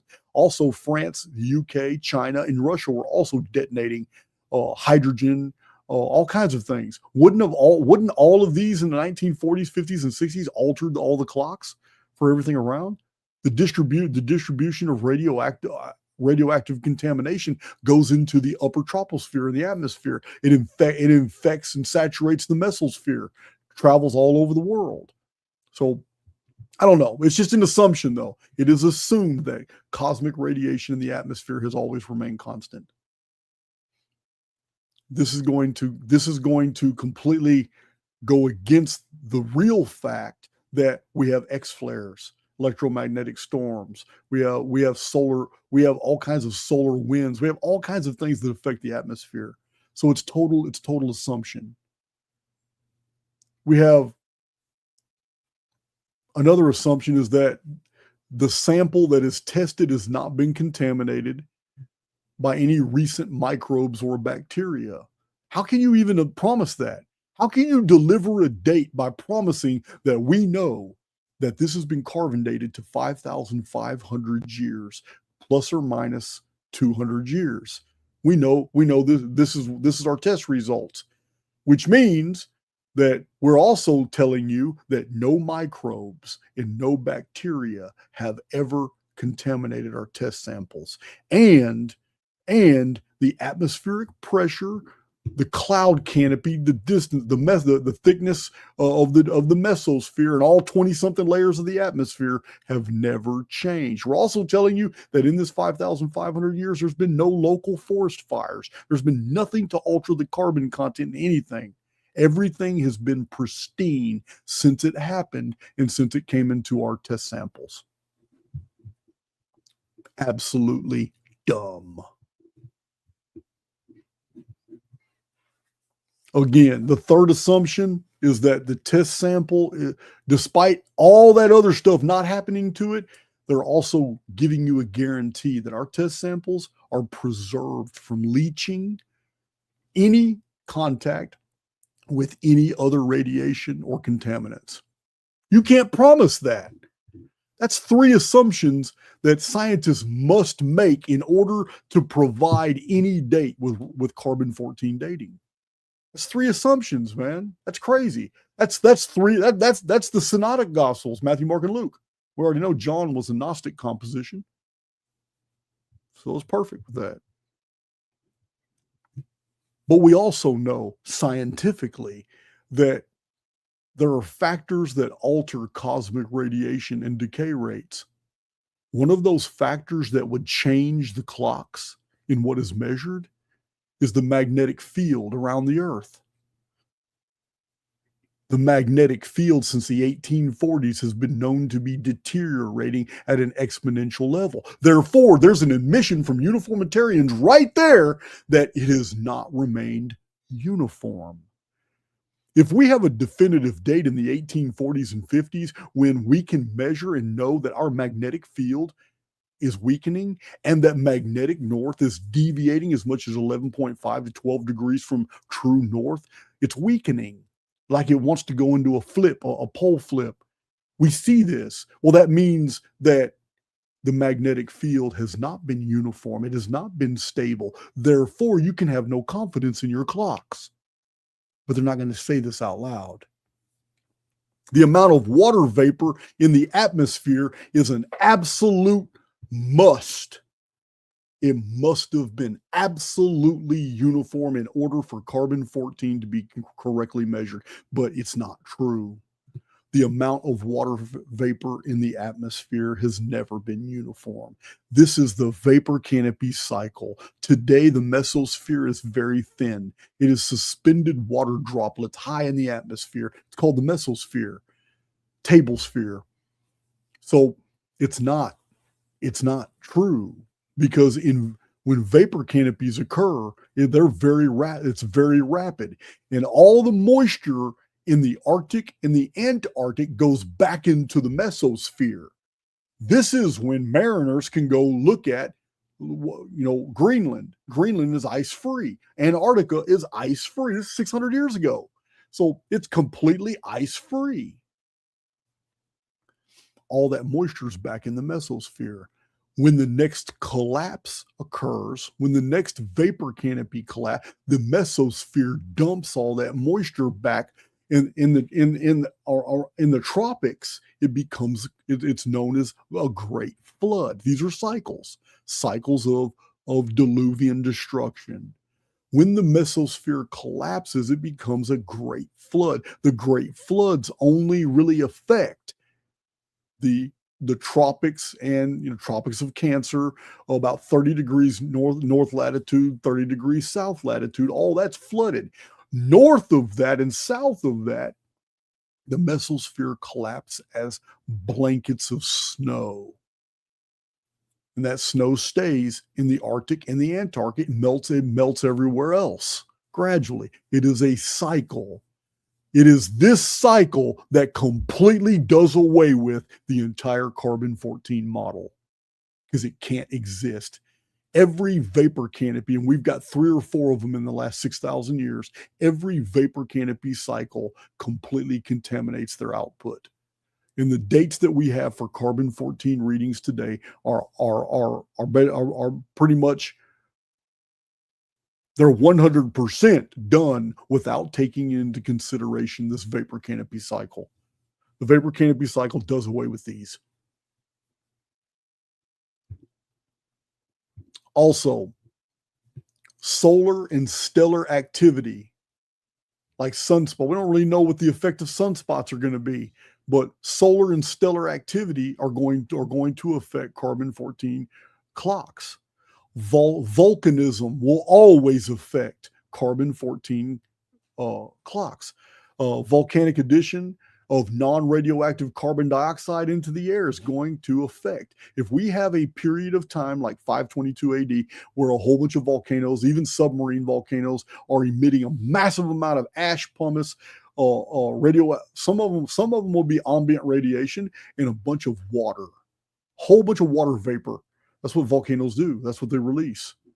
So this is going to really upset the carbon-14 clocks. Also, in modern times, and maybe even in ancient times, industrial addition of carbon dioxide into the air from technology. We know that technology pre-exists the modern world. What kind of technology? We don't know. But it could have been the technology that would also alter those carbon-14 clocks. And electrical activity. If the Thunderbolts project is correct, and the electrical universe theory is correct, then all of these radiomagnetic, radioactive, and the absolute dating, all of them are off completely. If the electrical universe theory is correct, all bets are off. All of this is just smoke and mirrors bullshit. Electricity, takes care of everything. So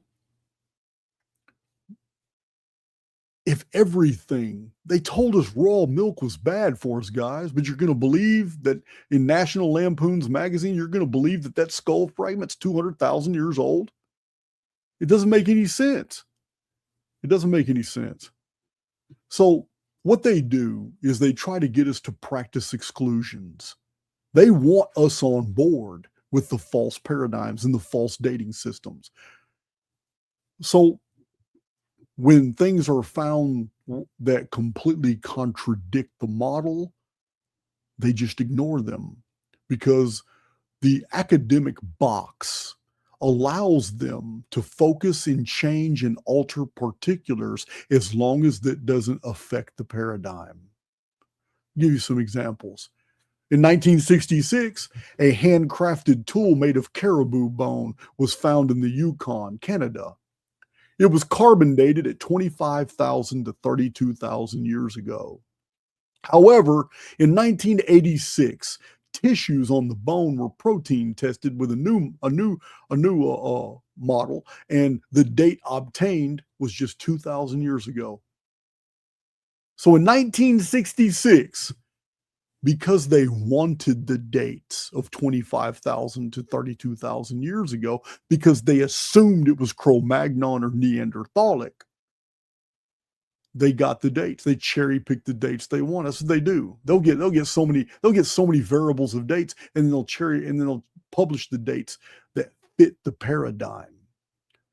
But in 1986, it was retested by a different method, and come to find out, it's just a handcrafted tool made of caribou bone from about 2,000 years ago.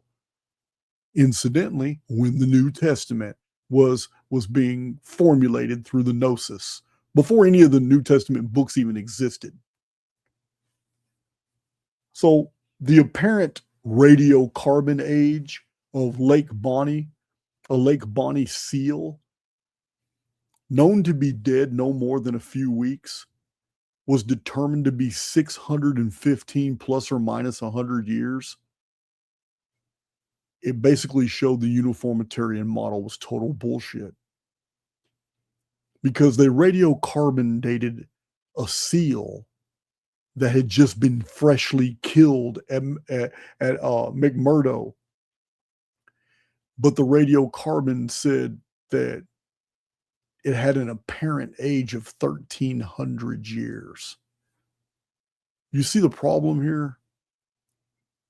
One seal that had been freshly killed was said to be 615 years old, plus or minus. A second seal, freshly killed, they tested it, and it was radiocarbon dated at 13 centuries ago. But these seals had all been killed in the recent days. It's just total BS. So someone took material from a living snail, carbon-14 tested it. A living snail was carbon-14 tested at 27,000 years old. That's one old snail. Living mollusk shells were tested. They were carbon dated. These are living shells now, mollusks. Can't be older than 30, 40 years. They were carbon tested in between 1,000 and 2,030 years old. In 8 separate tests, scientists took samples of rock and arrived at ages of 160 million to 3 billion years. This is 8 separate tests. Now, I'm going to tell you now, 160 million and 3 billion is a massive disparity. It's almost like saying we don't know how old these are. Because if you think 160 million is even near what 3 billion is, you don't know much about arithmetic. The difference in these 2 time spans is immense. It's almost as if you didn't test them at all. But you got that. This is your range from 8 separate tests. These specimens that were tested were from Kapilehu, a volcano called Hualalai in Hawaii. That volcano was known to have been formed in 1801. You understand what I'm saying? Fresh lava rock from just, less than 200 years ago. Fresh lava rock was tested. 8 samples of that lava rock, which appeared from molten into rock in 1801, was using the radioactive dating methods, produced 160 million to 3 billion year old rock. Do you see how arbitrary the tests are? Rock samples from 12 volcanoes in Russia and 10 samples from other parts of the world, all known to be under 200 years old, all gave uranium, thorium to lead dating results from the millions to billions of years in age. Total crap. Fresh lava at Mount St. Helens, which erupted in 1980, was examined in labs, and the fresh lava was dated at millions of years old. Absolute poppycock. Available lead data shows ages obtained which extended millions of years into the future. You understand? They use their scientific absolute dating methods on lead, base lead. And they produced not dates in the past, but dates in the future. On June 30th, 1908, we've all talked about it many times in Archaics, a colossal and mysterious explosion took place in Tunguska, Siberia. Objects at the epicenter of the explosion had been carbon dated. Remember, I've showed you pictures? 50 square miles of trees were pushed back in circular concentric rings like matchsticks. Randall Carlson likes to use the uniformitarian model and claim that it was a bolide, an asteroid or a comet that entered Siberian atmosphere and detonated, and it's all bullshit.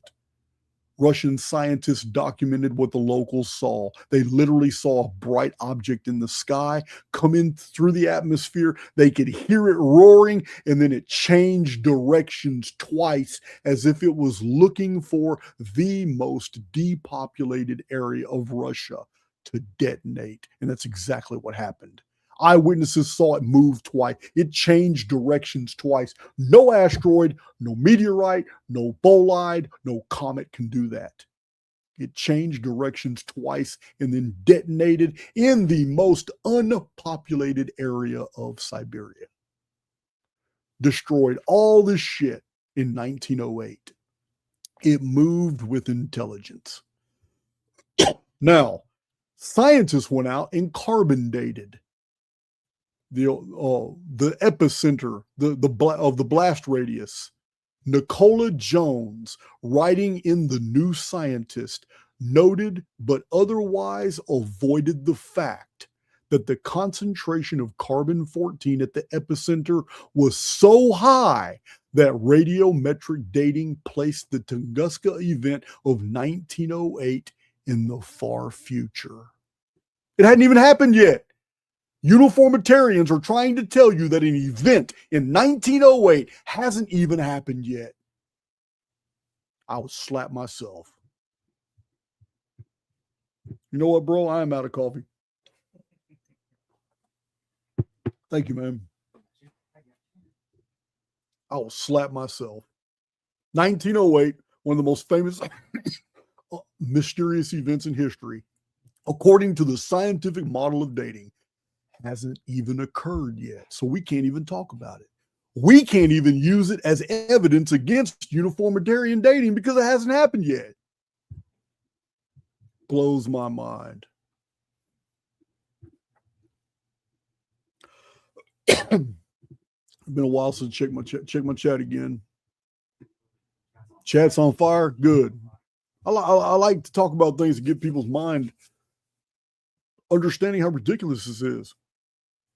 Once you understand how ridiculous all this is, the other model, vapor canopy and ice age, seems to make sense. Falls right into place. It answers for all the anomalies. Yeah, man. Chevy Air. I'm losing IQ point too. Yeah, man. It's so crazy.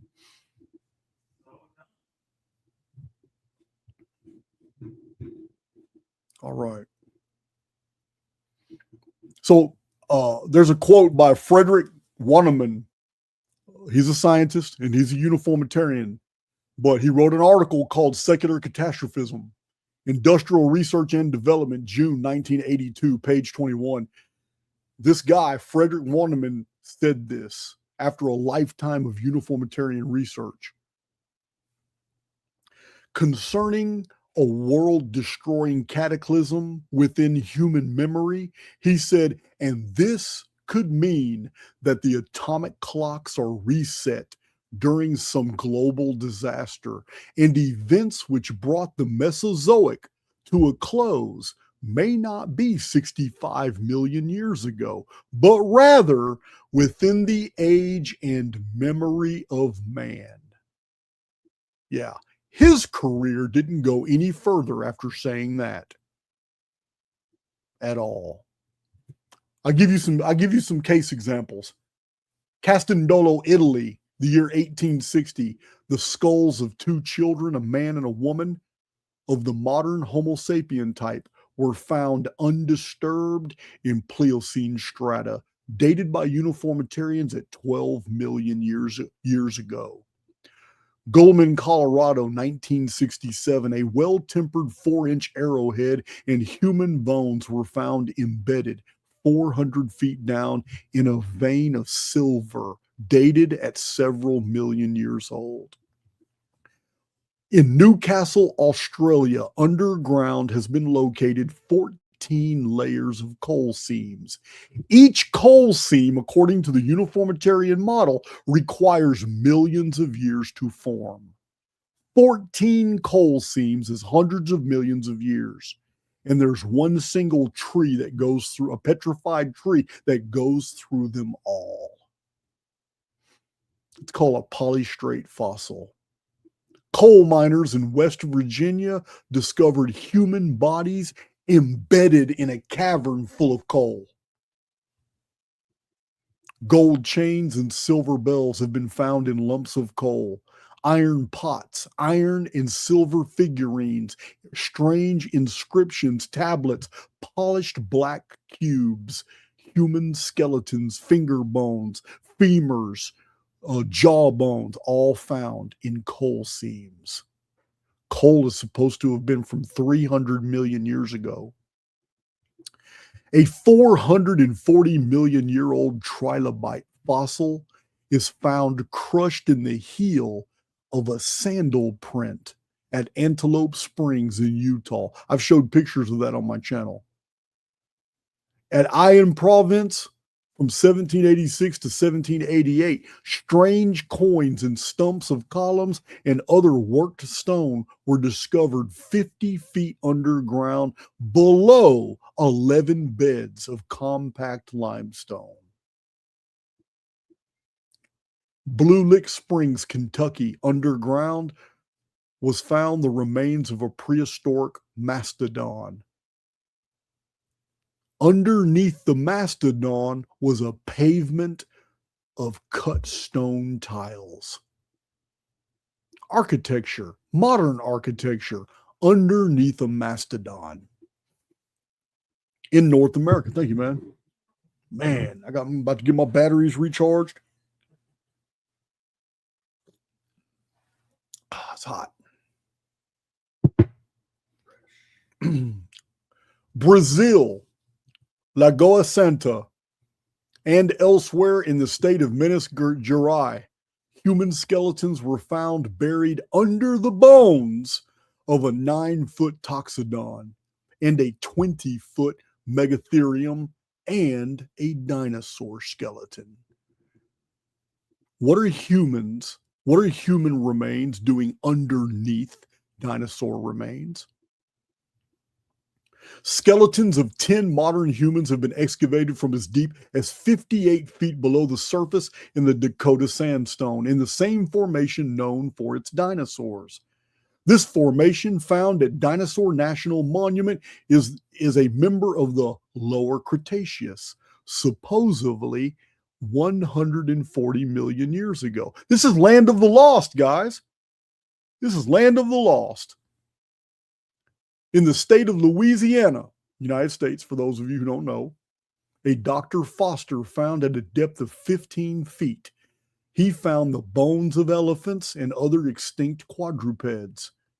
Incredible quantities of pottery were found, and in some cases, the remains of pottery formed variable strata 3 to 6 inches thick. In many cases, the bones of mastodons were found above the strata of pottery. Why? Because in a catastrophe involving water, mastodons will float, while pottery is broken in the earthquakes and forms a layer on the bottom. Fragments of baskets and matting were also found. Humans, pottery. What happened to Leakey's pre-pottery Neolithic dating? Remember I told you guys in previous videos that the entire pre-pottery method of dating is total bullshit. It's a way to cherry pick what dates you want for what sites while ignoring others. Pre-pottery Neolithic is one of the stupidest dating methods ever. Here's more proof. Look at this. Were the mastodons pre-pottery Neolithic? What's going on here? What are mastodons doing with pottery, period? Doesn't even make sense. Thank you, Lane, Arizona. Doesn't even make sense.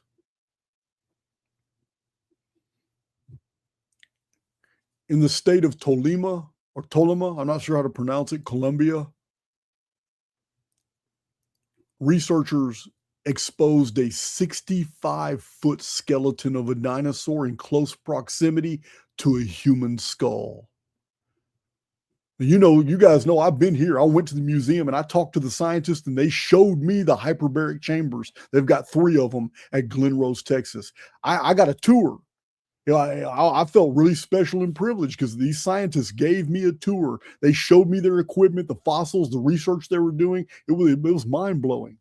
Glen Rose, Texas. I even met one of the famous archaeologists who has his books published there.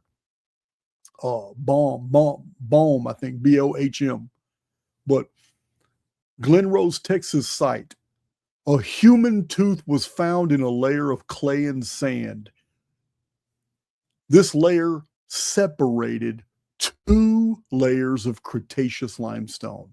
A human tooth is in the sand, but above it, uniformitarians have said it was Cretaceous because of the fossils found there. And it was Cretaceous underneath it as well. How was that possible? Both layers of Cretaceous contained fossilized dinosaur prints, and yet the human tooth is between them. The tooth itself was 3.5 feet away from one of the dinosaur prints. One of the scientists got a picture taken. He's standing on a dinosaur track. His other foot is on a human footprint, and he is standing within 5 feet of a trilobite and a human tooth. Do you see the problem with this? A scientist in Glen Rose, Texas, in the Paluxy River Basin, is got his foot inside a dinosaur petrified footprint. His other foot is in a human petrified footprint, but he's within 5 feet on the surface in the same layer of a human tooth and a trilobite fossil. Trilobites were 500 million years ago, Permian period. Absolute insane. A petroleum geologist discovered a large bone bed in northwestern Alaska. Among these were the bones of duck-billed dinosaurs, horned dinosaurs, and a large and small carnivorous dinosaurs. These bones were in the permafrost, still in fresh condition. They were not fossilized. They were preserved by the cold. This one discovery, which is completely blacklisted by uniformitarians, completely overturns the 60 dinosaurs were 65 million years ago BS. They are not fossilized. They're just bones like all the mastodons and mammoths that are also found with the saber-toothed tigers and the tree sloths in the permafrost. Paleontologist Mark Armitage, a scientist, was fired from the California State University after he discovered one of the largest triceratop horns ever found. And it was packed with soft tissue. It's a dinosaur. A triceratops supposedly existed 60 million years ago. But he found soft tissue in it and they fired him. DNA has now been discovered in magnolia leaf fossils and oak and cypress and tulip tree fossils, which are in rock layers supposed to be 20 million years old. So many dinosaur bones are composed of less than 50% rock, meaning they're still bone. Dinosaurs, still bone, but not reported to the public. In some dinosaur bones, proteins and amino acids can still be found. So what we're going to do right now is I'm on my third cup of coffee, a whole glass of milk, and a bunch of water. So I'm going to take a bathroom break real quick while Justin comes and entertains you guys with whatever. I have got to go use the bathroom. Come on, man. Get in the driver's seat. Get in the driver's seat. Talk about whatever, man. All right. What's up, everybody? Much love to everyone. It is amazing to see the library all together in one place. It was amazing to see it where it was at before, but now that it is all together, it's kind of like a complete family, but still growing at the same time. So it's been a lot of fun putting it together, a lot of work, a lot of heavy lifting, but it's been enjoyable, very enjoyable. And so, I'm sure the tour will come at some point or another, but when you get to see it all, I think you'll all love it for sure. And continue its growth, bringing more books to the fold, and OG Face Diver, killing it as well. Just it's a lot of work. There's a lot of I've moved several times before as well, so I understand the complexities and the logistics and the just stress levels.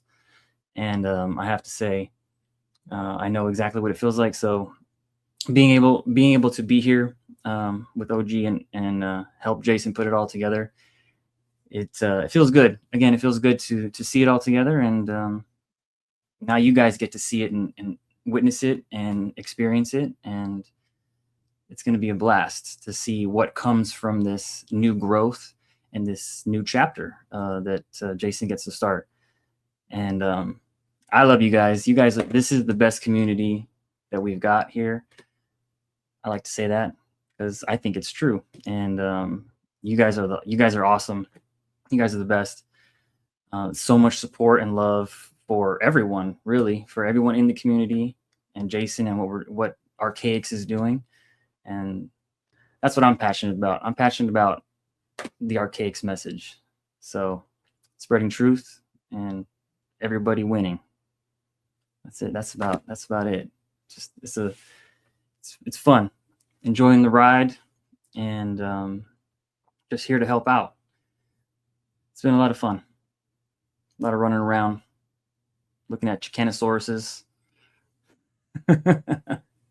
So, but yeah, I can't wait for you guys to see it and experience it as well, and have a good time. Looks like Cheeks is back. You ready? I'm bored ready. All right, guys. I will get out of your way and let the man take over again. Love y'all.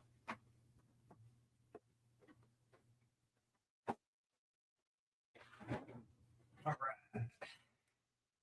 Yeah, man. Oh, we're not done. We're not done. All this talk of lizards, Yeah. I had to go drain mine. Let's see. I had to twice already. Coffee's so good, I can't stop drinking it. It is. I did go to the post office recently, and I opened up my packages. And you know what? At the end of this video, I want to thank the people that sent all those packages. Because I kept each note with what they sent. Yeah, somebody sent me like 5 bags of coffee. You know I'm going to get started on that. I'll do that at the end of the video. All right. Yeah, we're not done.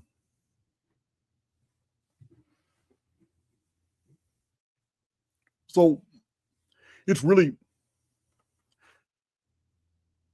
we're taught to ignore. We're taught to treat as ridiculous things that do not fit the paradigm.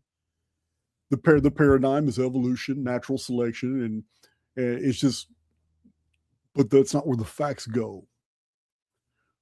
In previous presentations, we have shown very compelling data on the testimony of dragons and dinosaurs before they were even invented in the 1800s. So all a dinosaur is a large reptile or large amphibian. And it seems that our predecessors were very, very familiar with them. There is no way I could recap here the amount of information that is in my previous Nemesis X videos and Vapor Canopy videos.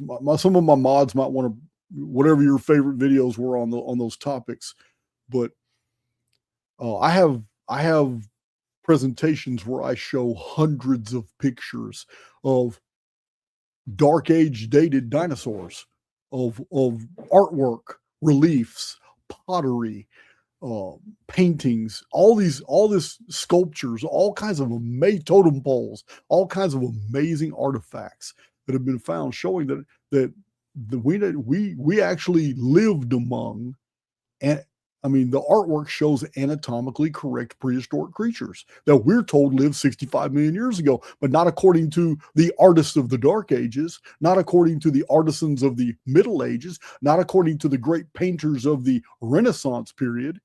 Yeah, the dinosaurs, we say, weren't discovered until the 1841. The term dinosaur entering in some technical paper in 1841, but it seems that they've been with us all along. An ancient cockle pottery designs in Panama represent a flying lizard that looks just like a pterodactyl. Prehistoric animals are painted along with recognizable animals all over South and Central and North America. On a wall at the Havasupai Canyon in the Grand Canyon area of Arizona is a carving of a Tyrannosaurus Rex standing upright. In the same canyon, another carving, likewise coated in an iron patina showing great age, shows a man either attacking or defending himself against a mammoth. A petroglyph of a dinosaur found at Natural Bridges National Monument in Utah is a tourist attraction now. So 40,000 Ica stones of Peru show anatomically correct dinosaurs and humans interacting together, and they're dated from the Dark Ages. It even shows humans doing surgeries on each other. Native American totem poles show prehistoric creatures. They're anatomically correct. The Acambaro artifacts of Mexico show humans and dinosaurs interacting. These are actually dated, though, to about 4,000 years ago. Montana digs have revealed both human and dinosaur bones found together. Viking traditions, Viking art, the slaughtering of the Grendels, these show reptiles. We've seen medieval church sculptures and church art showing snakes and dragons and it seems like reptiles were the things that were feared. And that Jesus really wasn't the Jesus that we know. He was more Lord of the Mushrooms. He's depicted as Lord of the Mushrooms more than he is as the Jesus of Matthew, Mark, Luke, and John, which seemed to be literary compositions for which the medieval church didn't really know about. Cambodian temple reliefs clearly show Stegosaurus. Renaissance paintings, as I've shown, in the 1500s, they clearly show Brontosaurus, anatomically perfect.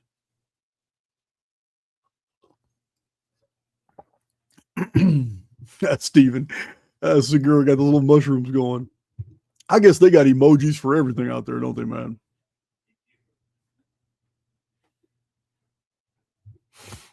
That's funny.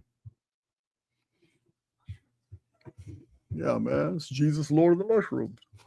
So we're talking about Jesus, Lord of the Mushrooms. We're talking about dogmatism. We're talking about Christianity and all that. Well, what is modern science? It's the cult of science is pure dogmatism. They don't want to hear it. They're going to argue tooth and nail. But it's just people are products of their programming. I'm going to tell you now, I consider Ralph Ellis to be a friend. Ralph Ellis has written several good books. I have them on my shelf here. I've showed you to them. I wanted to have him back on my channel to talk about some things like the Exodus and all that, and I might. But I'm also going to be absolutely honest with you because I promised you honesty from the very beginning of my channel. Ralph Ellis is a uniformitarian. To me, it boggles the mind how you can mix the two. But then again, it doesn't, because uniformitarianism isn't science, it's faith. It's no different than Christianity. Science and religious fundamentalism, they both rely on foundational assumptions that cannot be fully proven within their own frameworks. That's the problem here. Scientists actually believe they're different from religionists, and they're not. Academics like to assert that science is self-correcting, empirical, and provisional, meaning it corrects its past mistakes. But we know that's a lie.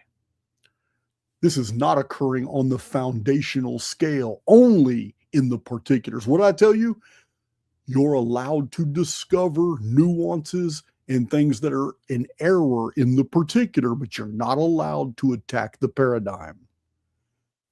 Yeah, science, like I tell you all the time, Randall Carlson, he's trapped in a box. Trapped in a box. The assumption of the uniformity of nature, laws remain consistent. It's taken on faith. Without it, scientific predictions collapse. So normal science is puzzle solving only within the paradigm. Anomalies are going to always be explained away or ignored. Charles Fort said it best.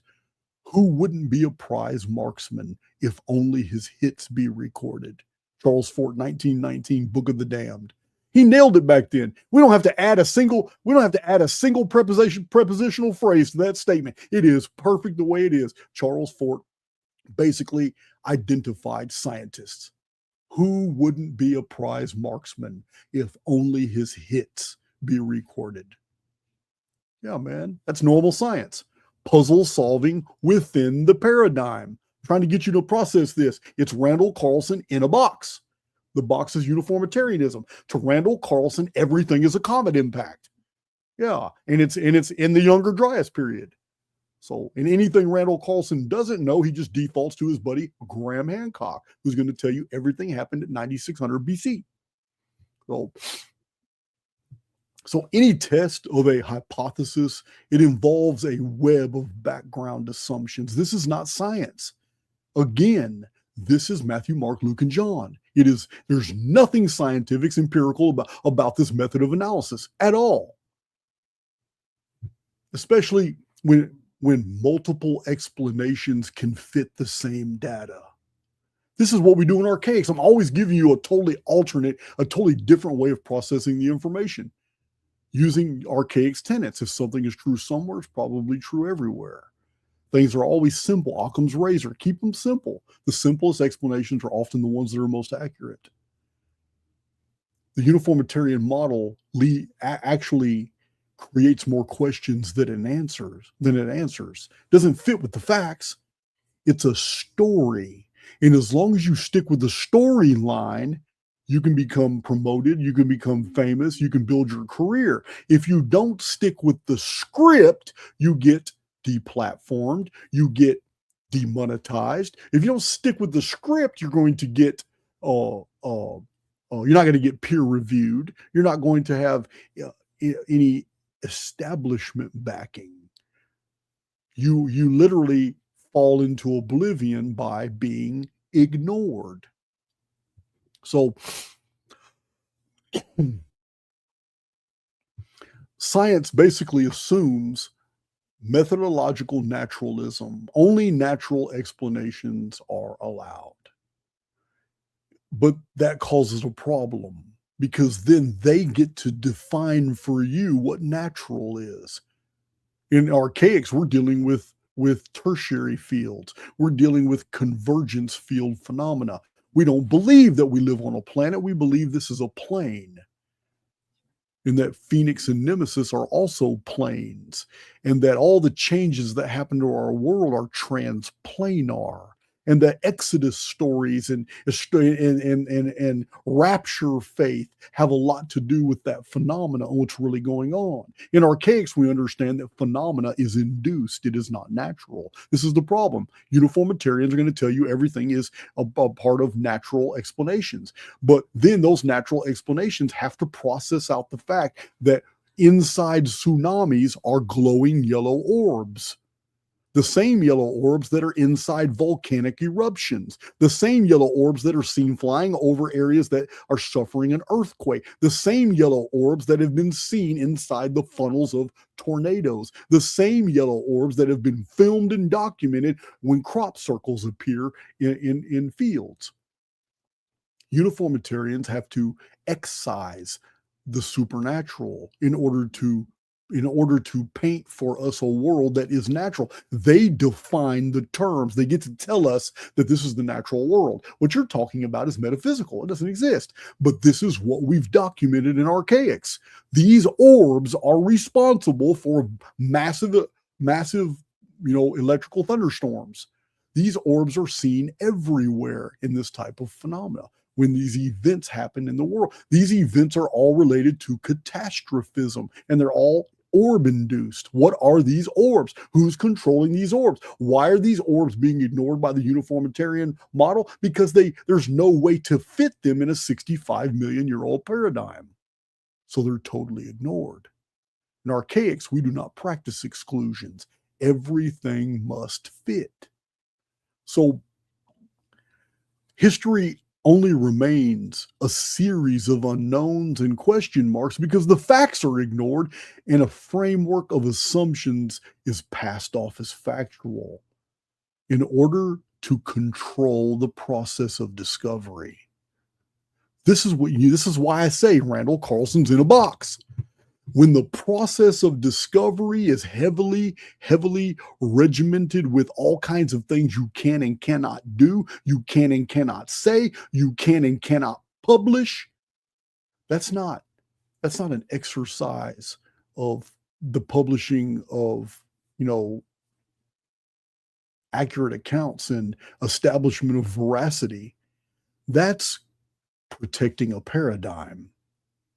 That's all that is. That's what uniformitarian is. That's what every single absolute and relative dating model is designed to do, to protect a falsified version of the past and pass it off as fact. And everybody who is on board gets promoted, while those who are not on board get forgotten. It's a very ingenious system, but it's a system that practices exclusions.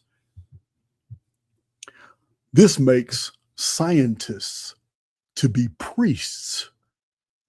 Yeah, these are men of the cloth, not men of renown.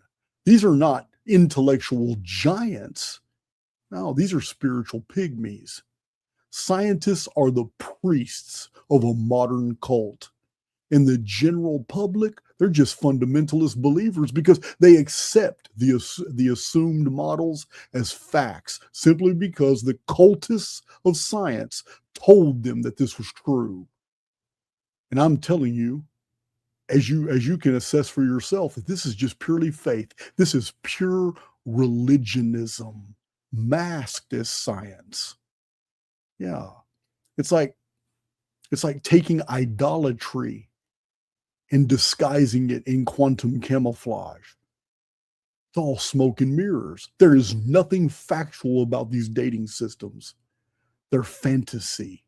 And as long as they're fantasy, they qualify as cult. They qualify as pure religionism. But it's anathema for them to acknowledge that they are no different than Christians believing that Jesus was a historical individual. There may have been many Jesuses, many types, but the whole Savior mythos, kinsman, redeemer mythos of Matthew, Mark, Luke, and John was completely literary. It may have been built on fragments of historical characters, not one, but many, but it's still literary. Just like uniformitarian models, just like dinosaurs existing 200 million years ago and wiped out by a Randall Carlson object from the sky 65 million years ago. It's literary. There's no fact behind any of this. Just like Graham Hancock's version of Atlantis 9,500 years ago, it's literary. I have a whole shelf of fiction right there. My fiction shelf has William Johnstone's 36 books of Out of the Ashes. It's all literary. Underneath that, I have a whole section of The Lord of the Rings, C.S. Lewis. I've got 1984. I've got classics, American Badass, Tom Sawyer. I got so many awesome American classics, 20,000 Leagues Under the Sea, The Last of the Mohicans. It's all literary. Underneath that, I got Graham Hancock and Robert Bauval, and I've got a whole bunch of Billy Carson, Jay Dreamers. I got all them right. That's all literary. It's not factual. It's fantasy. I've got them all in my fiction shelf all together. And a whole bunch of authors I totally forgot. I got all 3 books of Billy Carson there. Next to Jay Dreamers, next to Graham Hancock, Robert Bauval, Robert Schock. It's all literary. It's all fantasy. It all belongs in the same section. Scientists today, because of what they have accepted to be true and what they propagate, are no different than religionists. All they're doing is preaching out of a different set of books. It's just no different. The science of today allows for the modification, even the abandonment of particulars that become problematic, but it is forbidden to change the paradigm. It's the same thing as denominations in Christianity. Yeah, other Christians will still respect you if you're Southern Baptist. They'll still respect you for being a Presbyterian because they still feel that you're washed in the blood of the Lamb. They'll still respect you for being Lutheran. They'll still respect you for being, Trinitarian or whatever, what are all the other denominations, Methodist. But they're not going to respect you if you're Mormon. They're not going to respect you if you're Muslim. They're not going to respect you, they might respect you if you're Jewish because they're all gaslit. But still, it's just like science. As long as you don't attack the paradigm, you can attack all the particulars you want. You can rearrange them. The paradigm remains intact. In Christianity, the paradigm remains intact, but we don't care what denomination you're in. We don't care about the particulars because you're not attacking the whole. So what do the facts really show? We spend all this time talking about, and my stomach's growling now, man. I burn calories when I'm talking. Listen, we spent 2 hours and 22 minutes so far talking about all the shit that just isn't true, man. All the lies, all the grifting, all the false paradigm material. But but it would be no value if I don't at least tell you what is true, especially in those new who need a reminder of the direction of the archaics research, or those new to the channel and don't even know. Okay, you told us all the things that are false, but what's true? So I'm going to provide that to you. But I'm going to provide it to you by sharing it on the screen. I tell you, something is true, needs to be shared and remembered. So let's do that. I'm going to share my screen. Hey, this hotspot Wi-Fi held up, didn't it? It did, and you know what? Your picture didn't clear the entire time. That's beautiful, man. I love it. I can't wait till I get the high-speed internet Wednesday. Oh, it's going to be amazing. All right. Yeah, let's just share my screen. Let's go. Let's do it. So what do the facts show? They show this right here. I'm going to widen this out, and I'm going to blow this up so you can see it better. Okay. I think that's about as big as I can blow it up. There we go. That looks good, doesn't it? That looks good. All right. So the facts show that the entire world recently flash froze, freezing jellyfish as they floated thousands of feet under sea, freezing marine life as life forms fought, ate each other, and gave birth. The entire worldwide ecosystem froze and fossilized. That the entire world froze and the life forms in the fossil record are those still living today is evidence of a programmed system that was shut down and then restarted. My conclusion is it's a sim. Because I can't process how the entire world from the highest mountain peak to the lowest levels of the ocean could flash freeze. And I have videos that explain this, that show the actual photos of the life forms that we have found in the fossil record that are in 3D, that were doing the very things that they normally do in life when they were flash frozen. These were not fossilized as the result of a cataclysm. They were fossilized because the entire world flash froze in a second. Jellyfish still beautifully flowing through the water when the ocean itself flash froze. Somebody shut the sim down. The reason that's my conclusion is because every life form that we found in the fossil record has either ceased to exist or still exists today, but no new life forms have ever appeared. So this tells me that this would be a simulated environment, and it is one of programming. Because how in the hell could all these, and I documented them in my previous videos. I have many videos that cover this topic, where all these insects and amphibians that are living in your backyard today are also in 400 million year old strata, flash frozen, not crushed and compressed, but in 3D. Even with very delicate membranes still perfectly preserved.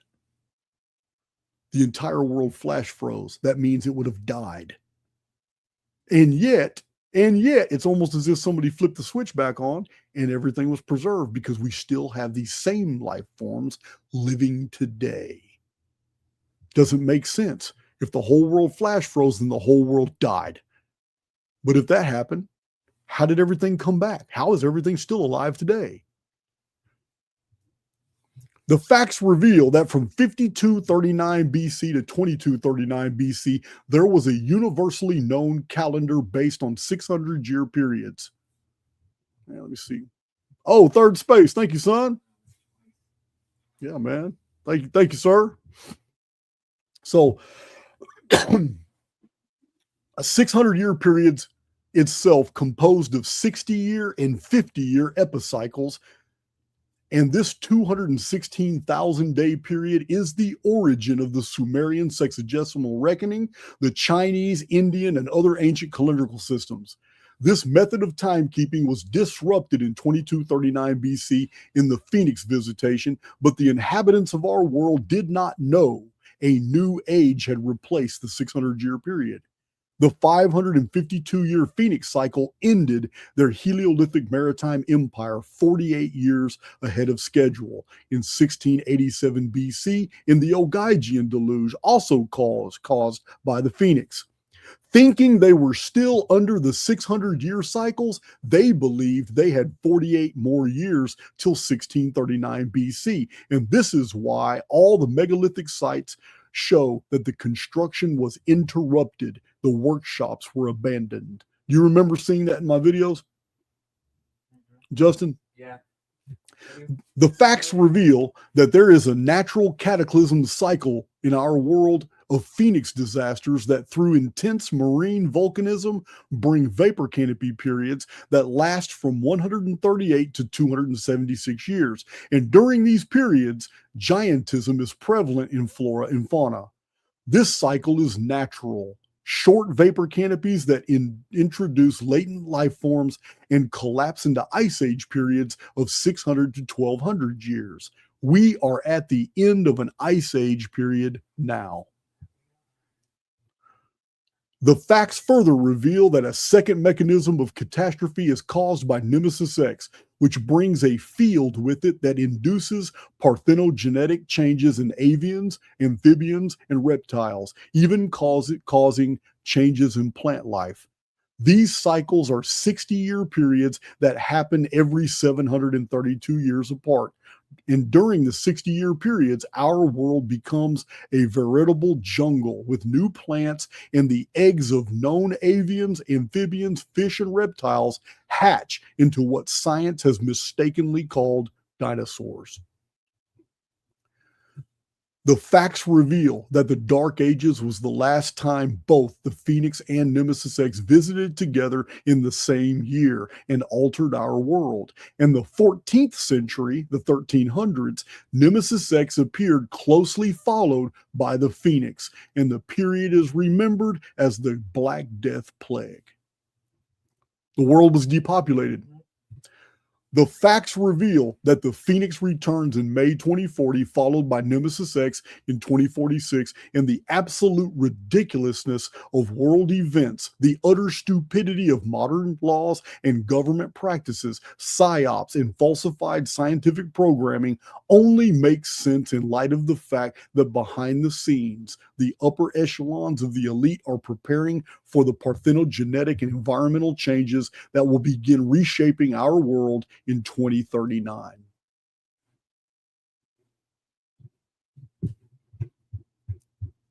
That's a hell of a mouthful. It's a hell of a mouthful. And I know that new people to my channel are going to find these things absolutely unbelievable, and that's fine.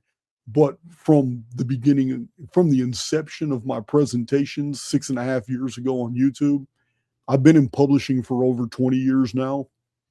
But since I started my YouTube channel, it has been my habit to remind my community that extraordinary claims always require extraordinary evidence. And I have provided that in hundreds of video presentations. This video is merely a reminder of topics that we have covered and a promise to go deeper into them and share with you what books and what researchers this data comes. And, you know, I'll be doing follow-up videos on uniformitarianism that will share with you this source material. But these are deep topics, but they have facts to support them. This is a massive amount of chronological information that has been assessed for you and provided in hundreds of presentations where you can follow with a calculator. I am not a uniformitarian. There is no obtuse calculations that you can't follow in archaics. In archaics, everything can be followed with a calculator, and you can see why I say everything that I say. Not only in just whole numbers, but in other dimensions of arithmetic, I've often shown you that these patterns serve as like a Mandelbrot patterning of the structuring of our reality. Often the same patterns are found in pi and phi proportions. And this couldn't be possible in a natural Newtonian type reality. But in a mathematical construct, these things would be expected.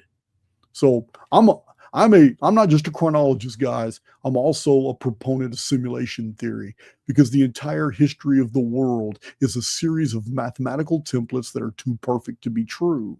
And yet it's exactly what's been passed down to us. So from the beginning of my channel, I told you guys that I was going to show simulation theory from a completely different vantage point than anyone else. Our researchers are showing it from a computerized, a digital and binary vantage point. Others show it from a philosophical standpoint. Others show simulation theory through Hollywood presentations and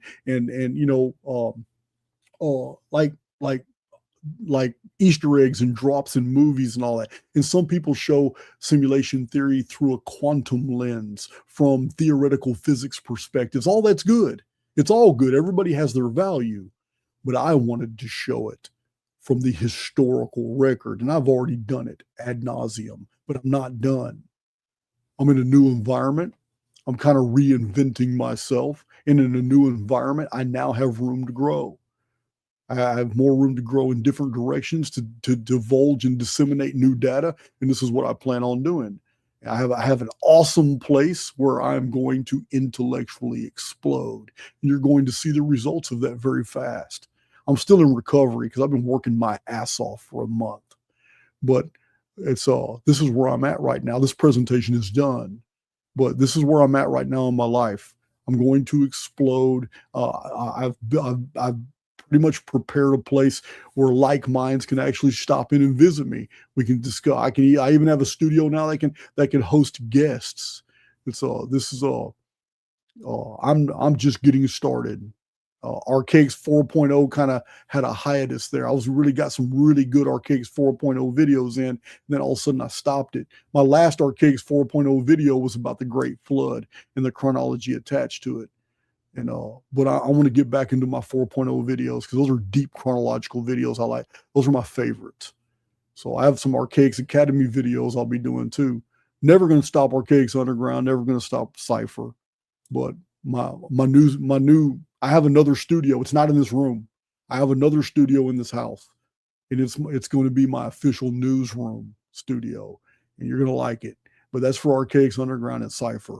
It's not going to be on YouTube. I'm not going to get censored. I'm not going to get people telling on me about what I'm talking about and all that. I'm doing that only in the underground and Cypher. But going through all our stuff, I don't have all my books. You can get the other ones from Amazon, but I still got copies of Anunnaki Homeworld. Anunnaki Homeworld is a deep book. My very first Phoenix book, When the Sun Darkens, I still have copies of this one. My very first published book that launched my publishing career, The Lost Scriptures of Giza. I still about the true history of Enoch and the Great Pyramid. All this here. I got my Awaken the Immortal Within, about how to modify your reality by understanding the relationship between the mind, the avatar, and the construct. I got my original, this is a big book. I got my original Giants book, Giants on Ancient Earth. So this is not like a lot of Giants books that are out there published. Those books, concentrate on the findings, skeletons. I got one chapter of that in here. This book actually, I show the common thread between all epics. The oldest writings in the world, the sagas and the epics have a common thread, and that thread is giants. And I show it chapter by chapter that the oldest literature in our world, in almost every culture, focused on the difference between humans and giants. Why? And this is book 1 of Chronicon. This is the 3,000 years of the pre-flood world. Not a small book. This is chronological, year by year, the 3,000 years of the pre-flood world, all with bibliography intact, all source material. Look, that's a whole lot of source materials on that page. But this is year by year, 3,000 years till the Great Flood. This is probably the most extensive chronological treatise in the world right now, in the English language, probably in any language. I don't know of anybody who's done as much chronological research as I have. This only covers up to the year 2239 BC. But you can, if you're interested in any of the books, because I'm not going to sell books after these are gone. This last tote, I'll rely on you to get them from Amazon or get them from my publisher, Booktree. But these, I have these in my possession. I have several of each one. So it's Archaics 138 is my email. When one of my moderators put that in there, if you're interested in the Archaics Academy drive, if you're interested in the Omni drive, which has all the other drives combined into one big drive, because I'm a real big on. Thank you, Jay-Z. I'm really big on making sure that the Archaics data is out there. If anything ever happens to me, I'm already covered, because hundreds of you worldwide already have my Omni drive, which has all the Archaics research, even stuff I haven't even been able to release yet. I haven't had time to do videos on yet. So all my unpublished books, my 200 and something articles, 50,000 images of old from out of all the old books of the library, Archaics library. It's got tens of thousands of old books on there, not paperback books, but PDFs, so they can be shared all over the world. And yeah, just so much information, because there's going to come a time where they're going to try and scrub all this data. They're already doing it. There's websites disappearing every single day from Google. They phase out a lot of really good original content creators. Are gone. Their websites are gone. So that's why I'm really Jaded Source. You got more on your library drive. You've got more old books than you'll ever be able to read in your life. You got to cherry pick what you're interested in. That's how much data I have on these drives. But yeah, if you're interested in the drives or the 65 courses for Archaics Academy, just email Archaics138. That's all you got to do. Let's see, man. That's all you got to do. Yeah, this video's going on long enough. I'm gonna better organize the packages so I can give a better appreciation for that. But yeah, I still got to revamp my website. Me moving stopped so much shit, but now I'm back on track. And Justin's going to help me with the processing orders and a bunch of stuff like that. But yeah, I hope you guys enjoyed this presentation. And this is my first official video in the new library. Hey man, you want to be very careful and just give a 360. Just pick that tripod up and just give them a tour of the library. I'll keep talking while I drink this coffee. Let's see. You see the water bottle where I'm holding up the this is what I'm running the internet off of, hotspot. That's what I normally travel with, the hotels. But I got it just for this video, because I don't have my internet installed yet. Just for this video, I'm using that hotspot. But yeah, you can turn around a little bit. You can see into the kitchen. There, yeah. I got this huge TV on the wall for presentations. There's a couch. There's a roll top desk. Chronicon chart. Yeah. Yeah, man. Back to you. You did it. Was that a full 360? That was all the way around. Yeah. There's 3 walls covered in books. And then one wall has a TV screen and a couch and a roll top desk and the entry. Man, you set that down perfect, man. Except you can see the top of my computer a little bit. Yeah. What's up, everybody? Yeah, man. Been a great one. So I'm fully moved in. No, man, I appreciate all the donations. That will help. That will help my financial recovery, because I blew through it this month. I went ahead and just gave it all to the Oversoul. I just told the Oversoul. I was telling Justin about it. I said, look, man, sometimes you just have to move forward. I had budgeted my move. I had budgeted all that stuff, but then because, guys, I spent most of my life since 17 years old to 43 in prison. So I've always been on property with other people, or had people, living with me, or I was living with somebody else. And then I started acquiring property and buildings, and, you know what? I left that behind. But it doesn't mean, I mean, I don't know a lot of things that I should know. And I'm learning as I do them. So here I'm moving into a house. Yeah, I had not taken into consideration a lot of the little things. And then the little things just added the hell up. After a while, I was like, damn, man, I may not have wanted to pay those moving guys such big bonuses. You know what I mean? So anyway, I appreciate the donations, guys. It'll help out. Yeah, I had to get appliances, and I had to get all kinds of stuff. But it's all good. It's all good. Yeah, moving sucks, man. Feels good when you're done. It sucks while you're doing it.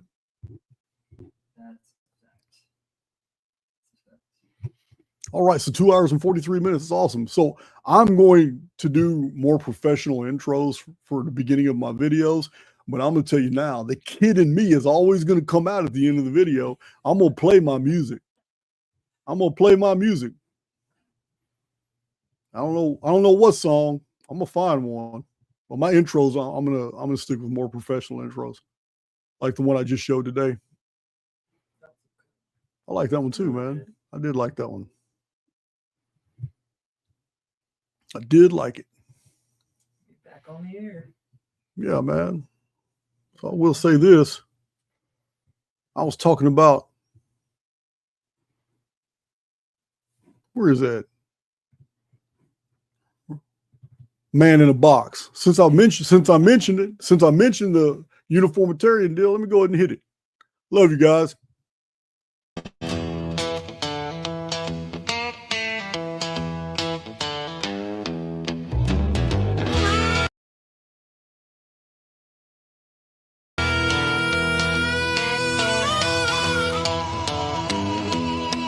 Oh, Randall Carlson trapped in a box so tight, skipping the catastrophes under the pale moonlight. He hollers about a rock from the sky in the ice age cold, but misses the resets that the old scrolls told. Fossils in 3D, humans deeper than dinos' bones, artifacts whispering secrets from ancient thrones, star jelly falling like tears from the fallen stars, while he pushes NASA pics from his CGI bars. Oh, Randall, break out of that box. Evolution's a hoax, no transitional clocks. Piltdown man was a joke, feathered dino a lie. Atlantis ain't 9600 BC, don't even try. You're dancing with shields like Hancock and Carson too. Avoiding the debates, what are you gonna do? Trapped in your theory, singing the same old song, but the truth's in the cycles where you don't belong.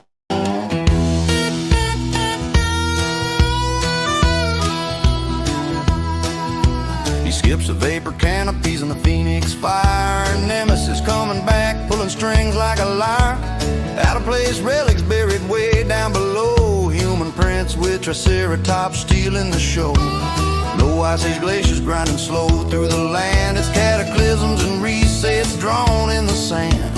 Star jelly blobs from the heavens above. Fallen stars goo, not some comets love. Oh, Randall, break out of that box. Evolution's a hoax, no transitional clocks. Piltdown man was a joke, feathered dino a lie. Atlantis ain't 9600 BC, don't even try. You're dancing with shields like Hancock and Carson too. Avoiding the debates, what are you gonna do? Trapped in your theories, singing the same old song, but the truth's in the cycles where you don't belong. Now Archeology calls you out with data sharp as a knife, but you run from the ring, hiding your fringe life. Great year illusions, procession's a scam. No 26,000 cycles in the ancient plan. Underground elites prepping for the next big fall, while you spin your yarns about a cosmic fireball. Wake up, old Randall, the Sims got a twist. Your box is a program and you're on the list. Human remains mixing with prehistoric beasts. Deeper than dino layers, crashing your feasts. No slow evolution, just hoaxes and schemes. Piltdown's fake jaw, bursting your dreams. Feathered frauds from the lab, not nature's design. You're pushing that narrative, crossing the line. Atlantis in the 13th century BCE, not your date, but you cling to 9600s, sealing your fate. Star jelly sliming down after meteor shows, fallen stars, residue everybody knows. NASA's fake images airbrushed and clean, while real history's buried unseen. Trapped in your box, ignoring the signs of resets and loops in the timeline designs. Come debate if you're brave, face the archaics crew, or stay in your cage. Boo-hoo, oh Randall, break out of that box. Evolution's a hoax, no transitional clocks. Piltdown man was a joke, feathered dino a lie. Atlantis ain't 9600 BC, don't even try. You're dancing with seals like Hancock and Carson too. Avoiding the debates, what are you gonna do? Trapped in your theories, singing the same old song, but the truth's in the cycles where you don't belong.